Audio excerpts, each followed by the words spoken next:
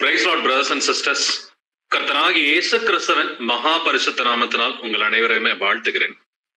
போன வாரம் கலாத்தியா நாட்டில் உள்ள சபைகளை குறித்து நம்ம கர்த்தருடைய துணையோடு ஆராய்ந்து பார்த்தோம்.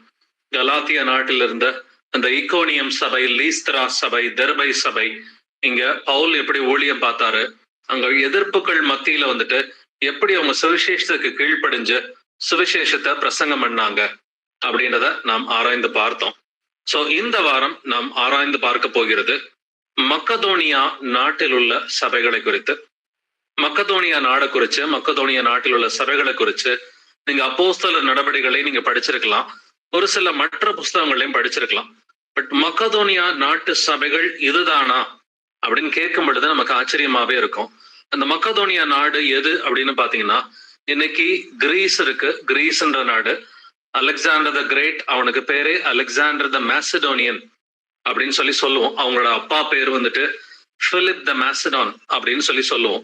ஸோ கிரீஸுக்கு மேல இருக்கிற பகுதி நார்தர்ன் கிரீஸ், இன்னைக்கு நார்த் மேசிடோனியா அப்படின்ற ஒரு தனி நாடே கூட இருக்குது.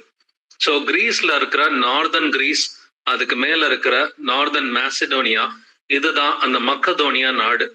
அந்த மக்கதோனியா நாட்டுல 3 முக்கியமான சபைகள் இருக்கின்றன. அந்த 3 சபைகளுடைய பெயர்கள் எதுனாக்க, முதலாவது பிலிப்பு சபை, இரண்டாவது தெசலோனிக்கே சபை, மூன்றாவது பெரேயா நகரத்து சபை. ஸோ இந்த 3 சபைகளும் மக்கதோனியா நாட்டுல இருக்குது. நார்தர்ன் கிரீஸ், கிரீஸ்ல இருக்கிற வடக்கு பக்கத்துல இருக்கிற அந்த 3 சபைகள் எது அப்படின்னு பாத்தீங்கன்னா, முதலாவது பிலிப்பு சபை, இரண்டாவது தெசலோனிக்கே சபை, மூன்றாவது பெரேயா நகரத்து சபை. இந்த மக்கதோனியா அந்த காலத்துல, பவுலுடைய காலத்துல இது ஒரு ரோமன் ப்ராவின்ஸா தான் இருந்துச்சு. அதே போல போன வாரம் நம்ம கலாத்தியா சபைகளை பத்தி பார்த்தப்ப, பவுல் முதல்ல தன்னுடைய சுவிசேஷ பயணத்தை தொடங்கினப்ப, தன்னுடைய முதலாவது சுவிசேஷ பயணத்துல கலாத்தியா நாட்டு சபைகள்ல தான் அதிக நேரம் செலவு பண்ணாருன்றதை பார்த்தோம். பட் இந்த வாரம் நம்ம பார்க்க போறது அந்த பவுலோட 2வது சுவிசேஷ பயணம். அதுல அவர் அதிகம் நேரம் செலவிடுறது எந்த சபைகள்னு பாத்தீங்கன்னா, மக்கதோனியா சபைகள் அப்படின்றத பார்க்க போறோம். இது அப்போஸ்தலர் 16, 17 அதிகாரங்கள் நீங்க படிச்சு பாத்தீங்கன்னா உங்களுக்கு தெரியும். ஸோ அதுல குறிப்பா ஒரு ஊர்ல அப்போஸ்தலன் பவுல் இருக்கும் பொழுது அங்க ஒரு காட்சி காண்டாரு, ஒரு தரிசனத்தை கர்த்தர் கொடுக்கிறாரு. அதன் மூலமா மக்கதோனியா நாட்டுக்கு போகணும் அப்படின்றத பவுல் புரிஞ்சுக்கிறாரு. இந்த மக்கதோனியா நாட்டு சபைகளை பத்தி நம்ம தெரிஞ்சுக்கிறதுக்கு வாசிக்கலாம் அப்போஸ்தலர் 16ஆம் அதிகாரம், வசனங்கள் 8 முதல் 9 வரை. Acts chapter 16 verses 8 to 9. அப்பொழுது அவர்கள் மீசியா பக்கமாய் போய் துரோவாவுக்கு வந்தார்கள். அங்கே ராத்திரியிலே பவுலுக்கு ஒரு தரிசனம் உண்டாயிற்று. அதனவெனில் மக்கெதோனியா தேசத்தான் ஒருவன் வந்து நின்று, நீர் மக்கெதோனியாவுக்கு வந்து எங்களுக்கு உதவி செய்ய வேண்டும் என்று தன்னை வேண்டிக் கொண்டதாக இருந்தது. ஆமென். ஆமென். இதுதான் இந்த மேசிடோனியன் கால் அப்படின்னு சொல்லப்படுகிற அந்த ஒரு தரிசனம். மக்கதோனியாவுக்கு கர்த்தரை ஒரு தரிசனத்தை கொடுத்து அப்போஸ்தலன் பவுல கூப்பிடாரு. பட் அவங்க எந்த வழியா போறாங்க அப்படின்றத கவனிச்சு பாத்தீங்கன்னாக்க, அவங்க அந்தியோக்கியாவில இருந்து கிளம்புறாங்க. அந்தியோக்கியாவில இருந்து கிளம்பி அதுக்கு பிறகு அவங்க தெர்பைக்கு போறாங்க, லீஸ்தராக்கு போறாங்க. நம்ம போன வாரம் பார்த்தோம், தெர்பை, லீஸ்தராலாம் கலாத்தியா நாட்டில் உள்ள சபைகள். அவரு சிரியாவில் இருக்கிற அந்தியோக்கியாவில இருந்து 2 அந்தியோக்கியாக்கள் இருக்குது அப்படின்றத நம்ம போன வாரம் ஆராய்ந்து பார்த்தோம். ஒண்ணு சிரியாவில் இருக்கிற அந்தியோக்கியா, இதை பத்தி தான் நம்ம பைபிள்ல அதிகமாவே படிக்கிறோம். இங்கதான் முதல்ல சீஷர்களுக்கு கிறிஸ்தவர்கள் என்ற பெயர் வழங்கிட்டு. சோ இந்த சிரியாவில் இருக்கிற அந்தியோக்கியாவில இருந்து புறப்பட்டு, அதே போல கலாத்தியா நாட்டுக்குள்ளார பிசிதியாவில் உள்ள அந்தியோக்கியா அப்படின்ற இன்னொரு அந்தியோக்கியா இருக்குது. இந்த 2 அந்தியோக்கியாக்களுக்குரிய வித்தியாசத்தை நம்ம தெரிஞ்சுக்கணும். சோ அப்போஸ்தலன் பவுல் தன்னுடைய அந்த சுவிசேஷ பயணத்துல 2வது முறையாக செல்கிறார். அந்த சுவிசேஷ பயணத்துல அந்த சிரியாவில் இருக்கிற அந்தியோக்கியாவில இருந்து முதலாவது கலாத்தியா நாட்டில் உள்ள தெர்பை, லீஸ்திரா சபைகளுக்கு போறார். இது அப்போஸ்தலர் 16:1 எழுதியிருக்கும். சிரியாவில் இருக்கிற அந்தியோக்கியாவில இருந்து அந்த கலாத்தியா, தெர்பை, லீஸ்திராவுக்கு போறதுக்கு கிட்டத்தட்ட 800 கிலோமீட்டர் இருக்கு. 800 கிலோமீட்டர் கால்நடையாக சென்றுதான் அங்க சுவிசேஷத்தை அறிவிச்சிருக்கிறாங்க. அடுத்த லீஸ்திரால இருந்து இக்கோனியம் போறாங்கன்றத அப்போஸ்தலர் 16:2 வாசிக்கிறோம். அந்த லீஸ்தராவில இருந்து இக்கோனியம் போறதுக்கு ஒரு 40 கிலோமீட்டர். இந்த 40 கிலோமீட்டர் கால்நடையாக போய் தான் சுவிசேஷம் அறிவிக்கிறாங்க. அதுக்கு அடுத்து பாத்தீங்கன்னா, இக்கோனியத்துல இருந்து அந்த பிசிதியாவில் உள்ள அந்தியோக்கியா, அங்க ஒரு 110 கிலோமீட்டர் கால்நடையாக சென்றுதான் சுவிசேஷம் அறிவிக்கிறார்கள். அதுக்கு பிறகு வந்துட்டு பிசிதியாவில் உள்ள அந்தியோக்கியாவில இருந்து புறப்பட்டு துரோவா நகரத்துக்கு வராங்க. அது ஒரு 650 கிலோமீட்டர். அதைத்தான் நம்ம இப்போ வந்துட்டு வாசிச்சோம் இல்லைங்களா? அந்த 8வது வசனத்துல, அப்பொழுது அவர்கள் மீசியா பக்கமாய் போய் துரோவாவுக்கு வந்தார்கள். இந்த மீசியா, சிட்டிஸ் ஆஃப் மைசியா அப்படின்னு பாத்தீங்கன்னா, இது இந்த மைசியா எங்க இருக்குன்னா, இன்னைக்கு டர்க்கி நாடு இருக்கு இல்லைங்களா? துருக்கி நாடு. இன்னைக்கு இருக்கிற அந்த டர்க்கி நாட்டுக்குள்ளார மைசியாவுக்குள்ளார சில முக்கியமான வந்துட்டு நகரங்கள் இருக்குது. முதலாவது முக்கியமான நகரம் பெர்கமோ அப்படின்றத பாக்குறோம். பெர்கமோ சபையை பத்தி நீங்க வெளிப்படுத்தின விசேஷத்துல வாசிக்கிறீங்க இல்லைங்களா? இந்த பெர்கமோ வந்துட்டு மைசியா ப்ராவின்ஸ்குள்ளார இருந்த ஒரு நகரம் தான். 2வது முக்கியமான நகரம் இந்த த்ரோவா பட்டணம் அப்படின்னு சொல்றது. 3வது நகரத்துக்கு பேரு ஆசோஸ் அப்படின்ற இந்த 3 பட்டணங்களும் மைசியாவுக்குள்ளார இருந்துச்சு. மீசியா, தமிழ்ல மீசியா. சோ இந்த மீசியா வந்துட்டு இன்னைக்கு துருக்கி நாட்டுக்குள்ளார இருக்குது. பட் இந்த மீசியா அல்லது இந்த த்ரோவா பட்டணங்களுக்கு கர்த்தர் பவுல் அனுப்பி விட்டது பாத்தீங்கன்னா, பவுலுடைய அந்த 2வது சுவிசேஷ பயணத்துலதான் இந்த ஊருக்கு போறாங்க. முதலாவது சுவிசேஷ பயணத்துல அதிகமா கலாத்தியா நாட்டு சபைகள்ல தான் அவங்க சுவிசேஷம் அறிவிக்கிறாங்க. பட் இந்த துரோவா பட்டணம் ரொம்ப ஒரு முக்கியமான பட்டணம். பவுல் தன்னுடைய 2வது பயணத்துல மட்டும் இங்க போகல, தன்னுடைய 3வது பயணத்திலையும் அங்க போனாருன்றத அப்போஸ்தலர் 20வது அதிகாரத்துல வாசிக்கிறோம். இந்த துரோவா பட்டணத்துலதான் இரவு முழுவதும் அப்போஸ்தலன் பவுல் ஒரு நாள் வந்துட்டு பிரசங்கம் பண்றாரு. பிரசங்கம் பண்ணும் பொழுது ஒரு வாலிபன் வந்துட்டு அவன் வந்துட்டு அந்த பலகனி வழியா தூங்கி விழுந்து கீழே விழுந்து அவன் மரித்து போனான். அவனை வந்துட்டு கர்த்தருடைய நாமத்தினால பவுல் வந்துட்டு எழுப்புனது இந்த பட்டணத்துலதான் பிரதர்ஸ் அண்ட் சிஸ்டர்ஸ், இந்த துரோவா பட்டணத்துலதான். அந்த 16வது அதிகாரத்துல அதிகமா துரோவாவை பத்தி வந்துட்டு இருக்காது. பட் இந்த துரோவா பட்டணத்துலதான் பவுல் தன்னுடைய மேலாடைகளையும் தன்னுடைய புஸ்தக சுருள்களையும் வச்சுட்டு வந்திருக்கிறேன்னு சொல்லி திமோத்தி கிட்ட லெட்டர் எழுதுறாரு. 2 திமோத்தி 4:13 வந்துட்டு இதை பத்தி எழுதுறாரு. இது ஒரு முக்கியமான பட்டணமா தான் இருக்குது. அவங்க துரோவாவுக்கு வந்தார்கள். அங்கே ராத்திரியிலே பவுலுக்கு ஒரு தரிசனம் உண்டாயிற்று. அந்த தரிசனத்துல கவனிச்சு பாத்தீங்கன்னா, மக்கதோனியா தேசத்தான் ஒருவன் வந்து நின்று, நீர் மக்கதோனியாவுக்கு வந்து எங்களுக்கு உதவி செய்ய வேண்டும் அப்படிங்கிற ஒரு தரிசனத்தை பார்த்த உடனே பவுலுக்கு தெரிஞ்சிருச்சு கர்த்தர் நம்மள மக்கதோனியாவுக்கு கூப்பிடுறாருன்னு சொல்லி. இந்த மக்கதோனியா பயணத்தை பத்தி நம்ம வாசித்து பார்க்கலாம். அப்போஸ்தலர் அதிகாரம் 16 வசனங்கள் 10 முதல் 12 வரை வாசிக்கலாம். Acts chapter 16 verses 10 to 12. அந்த தரிசனத்தை அவன் கண்டபோது, அவர்களுக்கு சுவிசேஷத்தை அறிவிக்கும்படி கர்த்தர் எங்களை அழைத்தார் என்று நாங்கள் நிச்சயித்துக் கொண்டு உடனே மக்கதோனியாவுக்கு புறப்பட்டு போக பிரயத்தனம் பண்ணி துரோவாவில் கப்பல் ஏறி சாமுத்திராக்கே தீவுக்கும் மறுநாளிலே நெய்யாப்போலி பட்டணத்துக்கும் நேராய் ஓடி அங்கே இருந்து மக்கதோனியா தேசத்து நாடுகளில் ஒன்றிற்கு தலைமையானதும் ரோமர் குடியேறினதுமான பிலிப்பு பட்டணத்துக்கு வந்து அந்த பட்டணத்திலே சில நாள் தங்கியிருந்தோம். அவன் நேரா பிலிப்பு பட்டணத்துக்கு வந்துட்டு வரான்றத பாக்குறோம். 10வது வசனத்துல, அந்த தரிசனத்தை அவன் கண்டபோது அவர்களுக்கு சுவிசேஷத்தை அறிவிக்கும்படி கர்த்தர் எங்களை அழைத்தார் என்று நாங்கள் நிச்சயித்துக் கொண்டு. சோ இப்படிதான் வந்துட்டு இவங்க தரிசனங்களை வந்துட்டு இவங்க கர்த்தருக்குள்ளார நிதானிக்கிறாங்க. உடனே மக்கதோனியாவுக்கு புறப்பட்டு போக பிரயத்தனம் பண்ணி துரோவாவில கப்பல் ஏறி, இது கப்பல் பயணம் அப்படின்றதை நம்ம புரிஞ்சுக்கணும். சில இடங்கள்ல வந்துட்டு கால்நடையா போறாங்க, சில இடங்கள்ல வந்துட்டு கப்பல்ல வந்துட்டு போறாங்கன்றதை பாக்குறோம். துரோவாவில் கப்பல் ஏறி சமுத்திராக்கே தீவுக்கும் மறுநாளிலே நெய்யப்போலி பட்டணத்துக்கும் நேராய் ஓடி அப்படின்றத பாக்குறோம். அந்த நியாபோலிஸ், அந்த நெய்யப்போலி அப்படின்றத வந்துட்டு நம்ம வாசிக்கிறோம். இந்த நியாபோலிஸ் வந்துட்டு பிலிப்பை பக்கத்துலதான் வந்துட்டு இருக்குது, பிலிப்பு பட்டணம் பக்கத்துலதான் இருக்குது. இந்த துரோவாவில இருந்து இவர்கள் கப்பல் ஏறினாங்கன்னு இருக்கு. அப்ப எந்த சமுத்திரம் வழியா போனாங்க அப்படின்னு பாத்தீங்கன்னா, தி ஏஜியன் சி அப்படின்னு சொல்லி ஒரு முக்கியமான வந்துட்டு ஒரு சமுத்திரம் இருக்குது வந்துட்டு. அது AEGEAN அப்படின்றது வந்துட்டு டர்க்கி பக்கத்துல அங்க வந்துட்டு ஏஜியன் சி அப்படின்னு சொல்லி ஒண்ணு இருக்குது. இத வந்துட்டு கிட்டத்தட்ட ஒரு 240 கிலோமீட்டர் இவங்க கப்பல்ல பயணம் பண்ணியிருக்கிறாங்க. அவங்க வர பட்டணம் பாத்தீங்கன்னா அந்த நியாபோலிஸ். அந்த நியாபோலிஸ்ல இருந்து பிலிப்பு பட்டணம் ஒரு 16 கிலோமீட்டர் கால்நடையா தான் இவங்க நடந்து போயிருக்கிறாங்க. அங்க இருந்து மக்கதோனியா தேசத்தின் நாடுகளில் ஒன்றிற்கு தலைமையானதும் ரோமர் குடியேறினதுமான பிலிப்பு பட்டணத்துக்கு வந்து, இது ரெண்டையுமே நல்லா கவனிச்சுக்கணும். மக்கதோனியா தேசத்தின் நாடுகளில் ஒன்றிற்கு தலைமையானது. சோ அங்க தலைமையான பட்டணம் எதுனா அந்த பிலிப்பு பட்டணம் தான். அதிகமா ரோமர்கள் குடியேறின ஒரு பட்டணம்.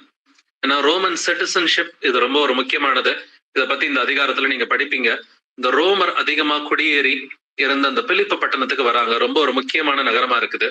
ஏன் இந்த பட்டணத்துக்கு பிலிப்பு அப்படின்ற பேர் வந்துச்சுன்னு பாத்தீங்கன்னா, அலெக்சாண்டர் த கிரேட் அவன் வந்துட்டு எந்த ஊருக்காரன்னு பாத்தீங்கன்னா, அந்த கிரீஸ்ல இருக்கிற மாசிடோனியா அந்த ஊர்ல இருந்து வந்த அலெக்சாண்டர் த கிரேட். அந்த அலெக்சாண்டர் த கிரேட்டுடைய அப்பா பேரு தான் வந்துட்டு பிலிப் II ஆஃப் மாசிடான். அவருடைய பேர் தான் இந்த பிலிப்பு. அந்த பேர்ல தான் இந்த பட்டணம் வழங்கப்பட்டது. இந்த பிலிப்பு சபை ரொம்ப ஒரு முக்கியமான ஒரு சபையாக இருக்கிறது. முதலில் ஐரோப்பாவில் சுவிசேஷம் அறிவிக்கப்படுவது எந்த பட்டணம்னு பாத்தீங்கன்னா அது பிலிப்பு பட்டணம் தான். So the first European city அப்படின்னாக்கா அங்கதான் முதல்ல சுவிசேஷம் அறிவிக்கப்படுது அப்போஸ்தலன் பவுல் மூலமா. அங்க முதலில் சுவிசேஷத்தை ஏற்றுக்கொள்வது யாருன்னு பாத்தீங்கன்னா அந்த லீதியால் என்கிற ஒரு ஸ்திரீ வந்துட்டு அவங்க ஏத்துக்கிறாங்கன்றத பாக்குறோம். பட் அந்த பட்டணத்துலதான் அப்போஸ்தலன் பவுல் வந்துட்டு ஒரு பெண்ணுகிட்ட இருந்து ஒரு ஸ்திரீ கிட்ட இருந்து பிசாசை வந்துட்டு விரட்டுறாரு. பிசாசை விரட்டின பிறகு அது ஒரு பெரிய கலவரமாவே வந்துட்டு மாறுது. ஏன்னா அந்த பெண் மூலமா, பிசாசு பிடித்த பெண் மூலமா அநேக ஆதாயங்கள் நிறைய பேருக்கு இருந்துச்சு. ஸோ அந்த பெண்ணுகிட்ட இருந்து பிசாசு வந்துட்டு புறப்பட்டு போகுமே தங்களுடைய ஆதாயம் அற்று போயிட்டுன்னு சொல்லி ஒரு பெரிய கலகம் பண்ணி பவுலையும் சீலாவையும் வந்துட்டு ஜெயில போடுறாங்க.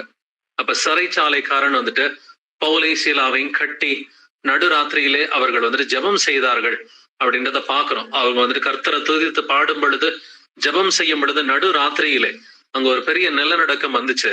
அந்த நிலநடுக்கம் வந்தப்ப அந்த ஜெயிலர் பயந்து போய் பவுலையும் சீலாவையும் கூட்டிக் கொண்டு தன்னுடைய வீட்டுக்கு போய் சுவிசேஷத்தை கேட்டு ராத்திரியா மனம் திரும்பி ஞானஸ்நானம் எடுக்கிறான்.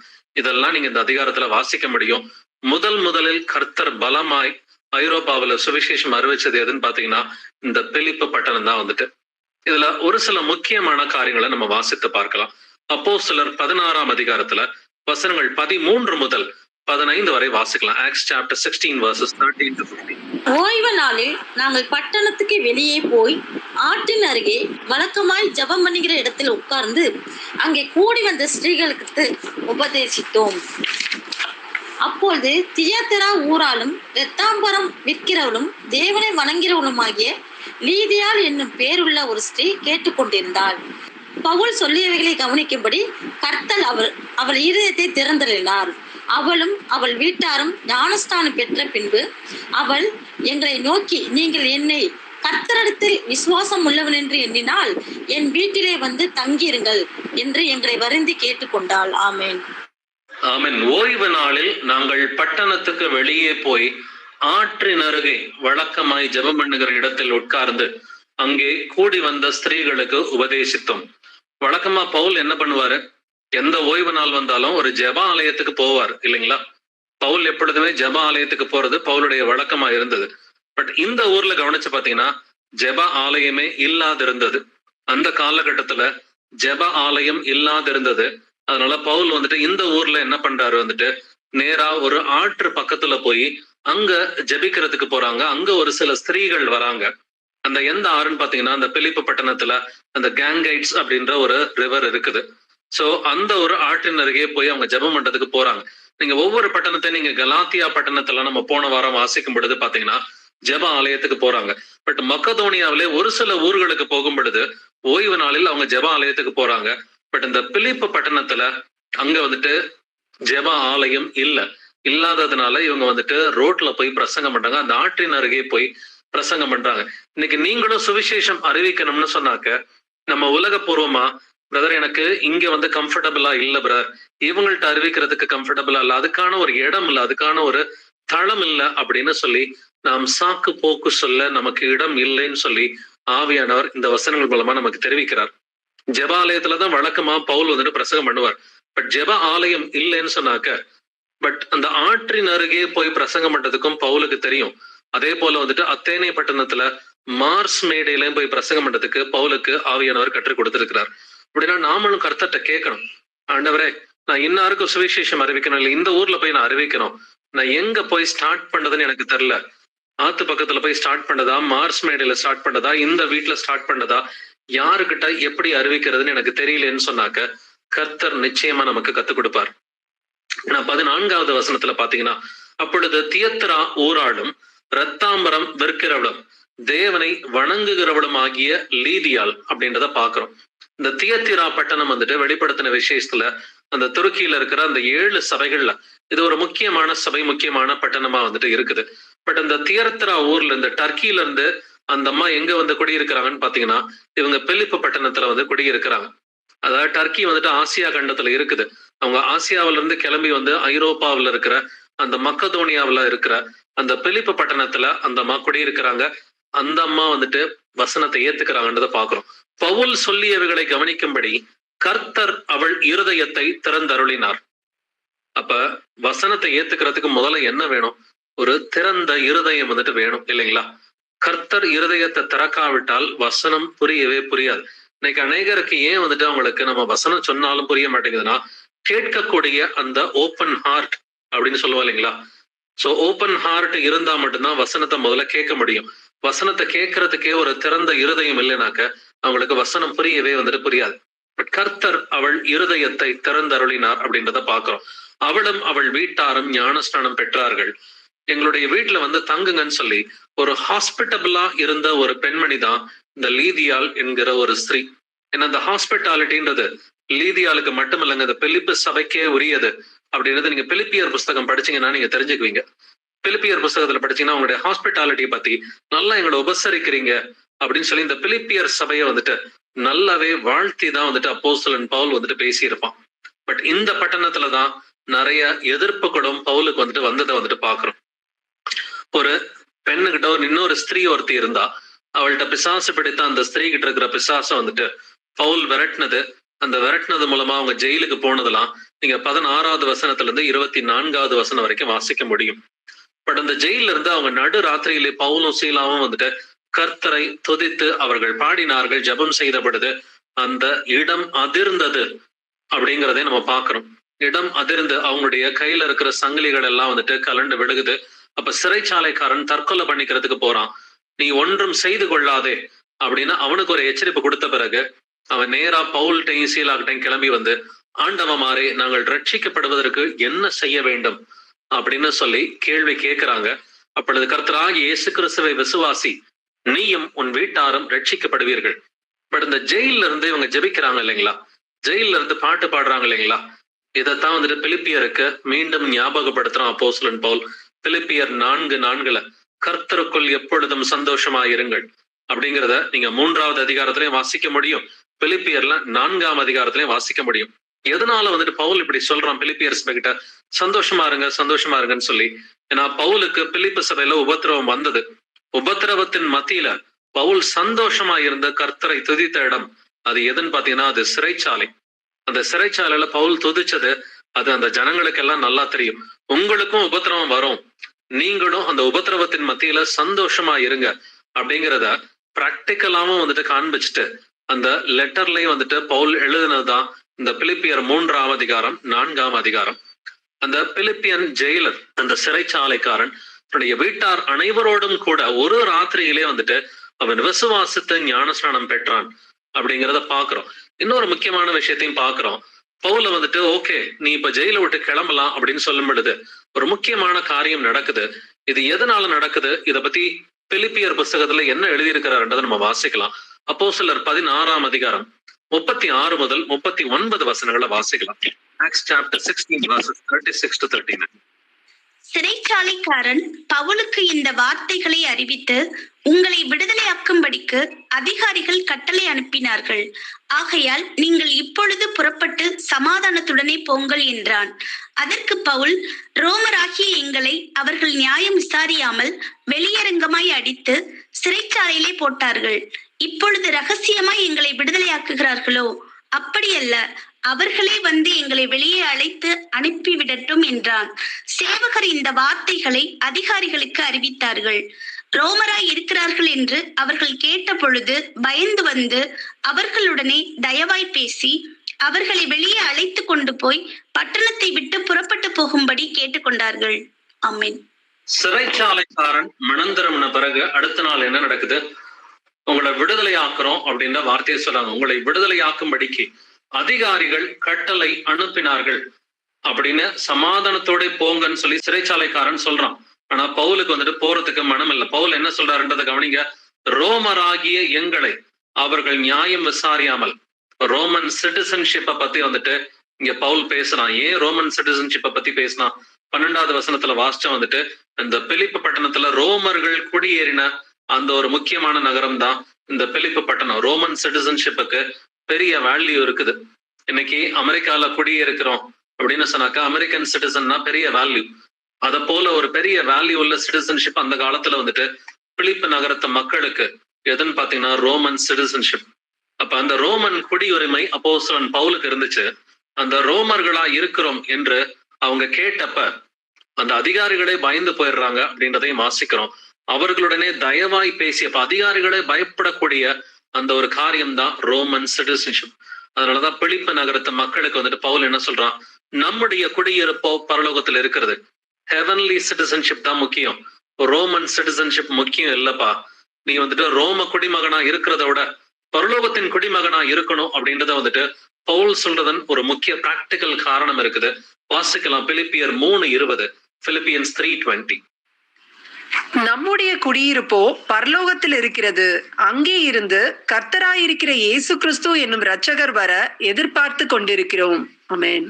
நம்முடைய குடியிருப்போ பரலோகத்தில் இருக்கிறது. இது எதனால சொல்லணும்? ஏன்னா இந்த பிலிப்பு நகரத்துல அதிகமான பேர் ரோமர்கள் குடியிருந்தாங்கன்றத பாக்குறோம்.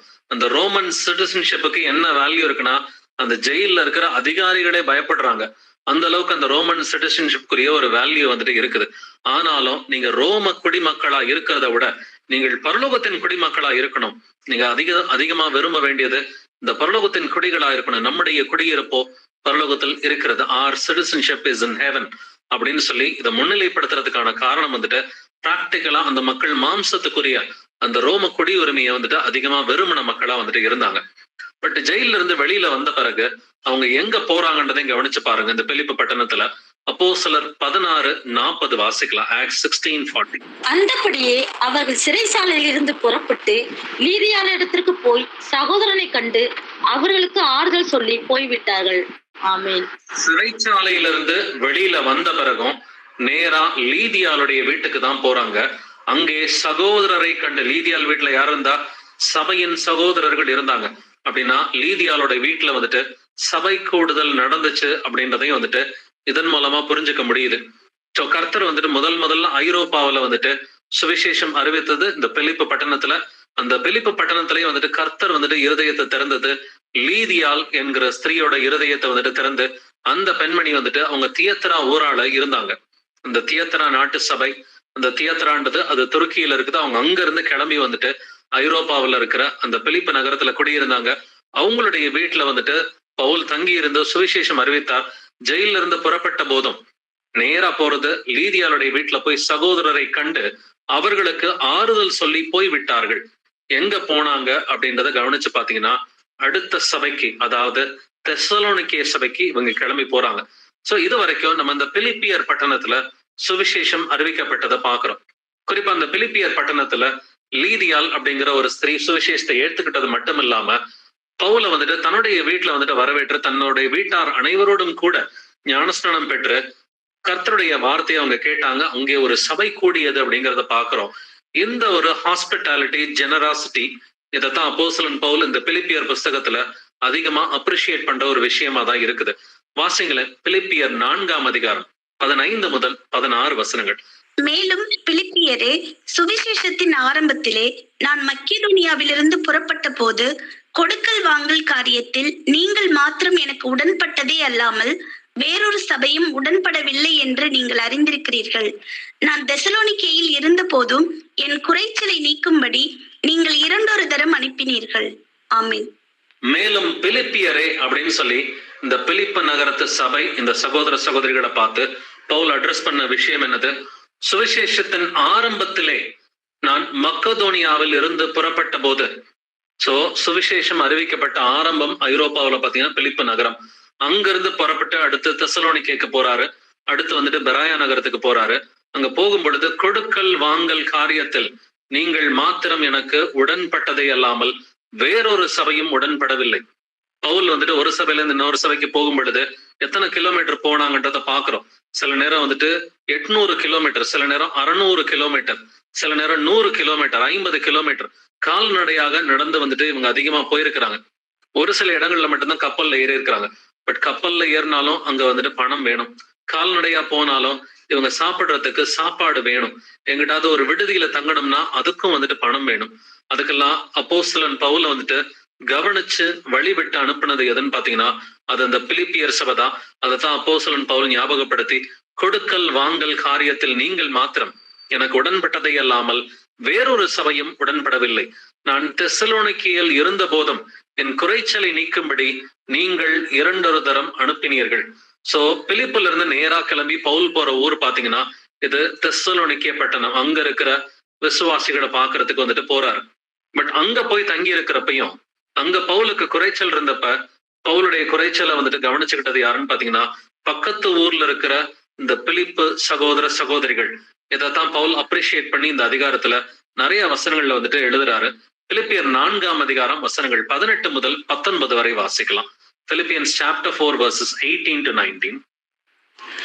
எல்லாம் எனக்கு கிடைத்தது, பரிபூரணமும் உண்டாயிருக்கிறது. உங்களால் அனுப்பப்பட்டவைகளை சுகந்த வாசனையும் தேவனுக்கு பிரியமான உகந்த பலியுமாக எப்பா பிராத்தித்துவின் கையில் வரப்பற்றி கொண்டபடியால் நான் திருப்தி அடைந்திருக்கிறேன்.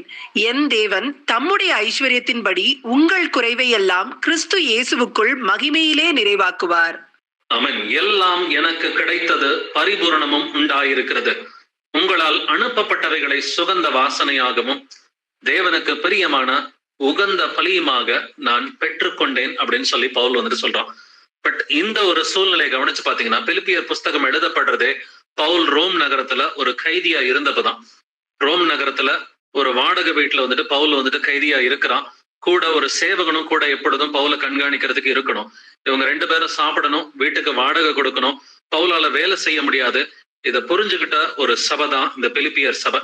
சோ பவுலுக்கு வாடகை கொடுக்கறதுக்கும் பவுலும் கூட இருக்கிற அந்த ஒரு சோல்ஜரும் சாப்பிடுறதுக்காக இவங்க பணம் கொடுத்து விட்டாங்க. எப்படி தெசலோனிக்கையில் இருந்தப்ப பவுலை கவனிச்சுக்கிட்டாங்களோ அதே மாதிரி ரோம் நகரத்துக்கு தூரமா சென்ற பிறகும் பவுலை கவனிச்சுக்கிட்ட ஒரு சபை தான் வந்துட்டு இந்த ஒரு பிலிப்பியர் சபை. என் தேவன் தம்முடைய ஐஸ்வர்யத்தின்படி உங்கள் குறைவை எல்லாம் கிறிஸ்து இயேசுவுக்குள் மகிமையிலே நிறைவாக்குவார்னு சொல்லி இந்த பிலிப்பில் இருக்கிற சகோதர சகோதரிகளை வந்துட்டு ஆசீர்வதிக்கிறான். இப்படி நல்ல குணாதிசயங்களை உடைய நற்கரியைகள் செய்கிற ஒரு சபையாகத்தான் இந்த பிலிப்பு சபை இருந்துச்சு. அதனுடைய தொடக்கம் அந்த லீதியாலும் அப்படிப்பட்ட ஒரு ஸ்திரீயா தான் வந்துட்டு இருக்கிறாங்க. அதனாலதான் பிலிப்பியர் புஸ்தகம் ஆரம்பிக்கும் பொழுதே உங்களுடைய விசுவாசத்தையும் உங்களுடைய அன்பையும் உங்களுடைய உதார குணத்தையும் வந்துட்டு நல்ல பாராட்டி தான் வந்துட்டு பவுல் அந்த புஸ்தகத்தை வந்துட்டு ஆரம்பிக்கிறாரு. வாசிக்கலாம். பிலிப்பியர் 1 அதிகாரம் வசனங்கள் 3 முதல் 6 வரை.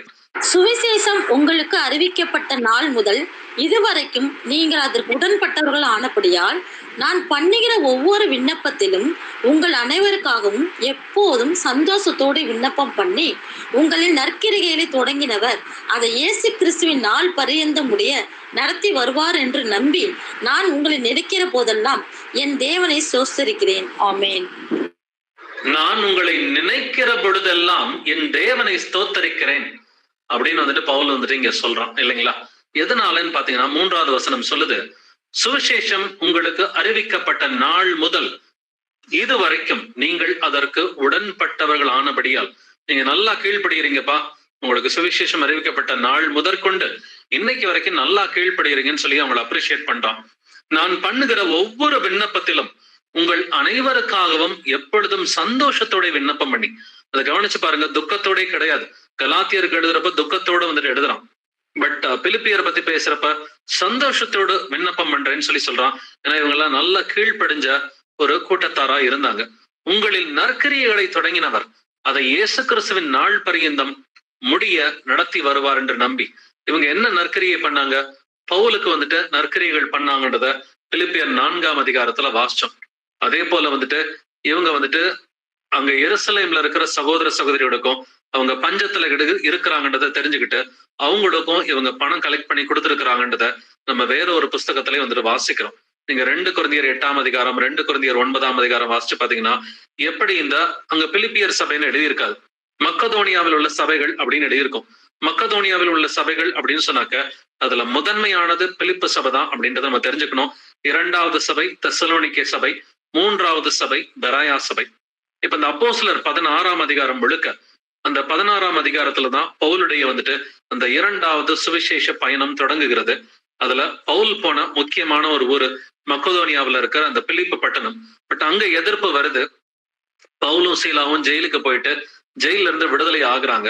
விடுதலை ஆனோடனே ஓகே, இந்த ஊர்ல முடிஞ்சிருச்சு, அடுத்த பட்டணத்துக்கு போலான்னு சொல்லி அவங்க கிளம்பி போற அடுத்த பட்டணம் தான் வந்துட்டு இந்த தெசலோனிக்கே பட்டணம். இந்த தெசலோனிக்கே பட்டணத்துல யூதர்கள் அதிகமான பேர் இருந்தாங்க. அதனாலதான் அங்க ஒரு ஜெப ஆலயம் இருக்கிறது. பட் நீங்க இதுக்கு முன்னாடி பிலிப்பு பட்டணத்துல பாத்தீங்கன்னா அங்க ஜெப ஆலயம் இல்ல, ரோமர்கள் தான் அங்க அதிகமா குடியிருந்தாங்க. அங்க ஜெப ஆலயம் இல்லாததுனால ஆற்றின் அருகே போய் அவர்கள் பிரசங்கித்தார்கள். பட் தெசலோனிக்கேல அதிகமான யூதர்கள் இருந்ததுனால அங்க ஒரு ஜெப ஆலயம் இருந்தது. இந்த ஊர்ல பாத்தீங்கன்னா அப்போஸ்தலன் பவுல் மட்டுமல்ல, கூட சீலா, அதே போல வந்துட்டு கூட திமோத்தியும் வந்துட்டு இருக்கிறான். இவங்க 3 பேரும் சேர்ந்து இவங்க 3 ஓய்வு நாட்கள் பிரசங்கம் பண்றாங்கன்றத நம்ம அப்போஸ்தலர் 17ஆம் அதிகாரத்துல வாசிக்கிறோம். 3 ஓய்வு நாட்கள், அதாவது 3 வாரம் தொடர்ந்து போய் அவங்க போதிக்கிறாங்க. அதிகமான கிரேக்கர்கள் ஏத்துக்கிட்டாங்க. ஒரு சில வந்துட்டு முக்கியமான ஸ்திரீகள் வந்துட்டு அவங்களும் வந்துட்டு வசனத்தை ஏத்துக்கிறாங்க. அங்க பவுல் தங்கிய வீடு பாத்தீங்கன்னா யாசோன் அப்படிங்கிற ஒரு விசுவாசியோட வீட்டுலதான் பவுல் அங்க தங்கி இருந்து சுவிசேஷம் அறிவிக்கிறான். இதுக்காகவே அதுல ஒரு சில ஜனங்கள் அங்க வந்துட்டு குறிப்பா வசனத்தை ஏத்துக்காத யூதர்கள் அவங்க யாசோனை அரெஸ்ட் பண்றாங்க. அவங்க யாசோனை கூட்டிட்டு போய் அங்க இருக்கிற அந்த ஜட்ஜஸ் மத்தியில வந்துட்டு விடுறாங்க. யாசோனை அரெஸ்ட் பண்றாங்க. அரெஸ்ட் பண்றது மட்டும் இல்லாம அவனுடைய வீட்டாருக்கு விரோதமா பெரிய கலகம் உண்டாகுது.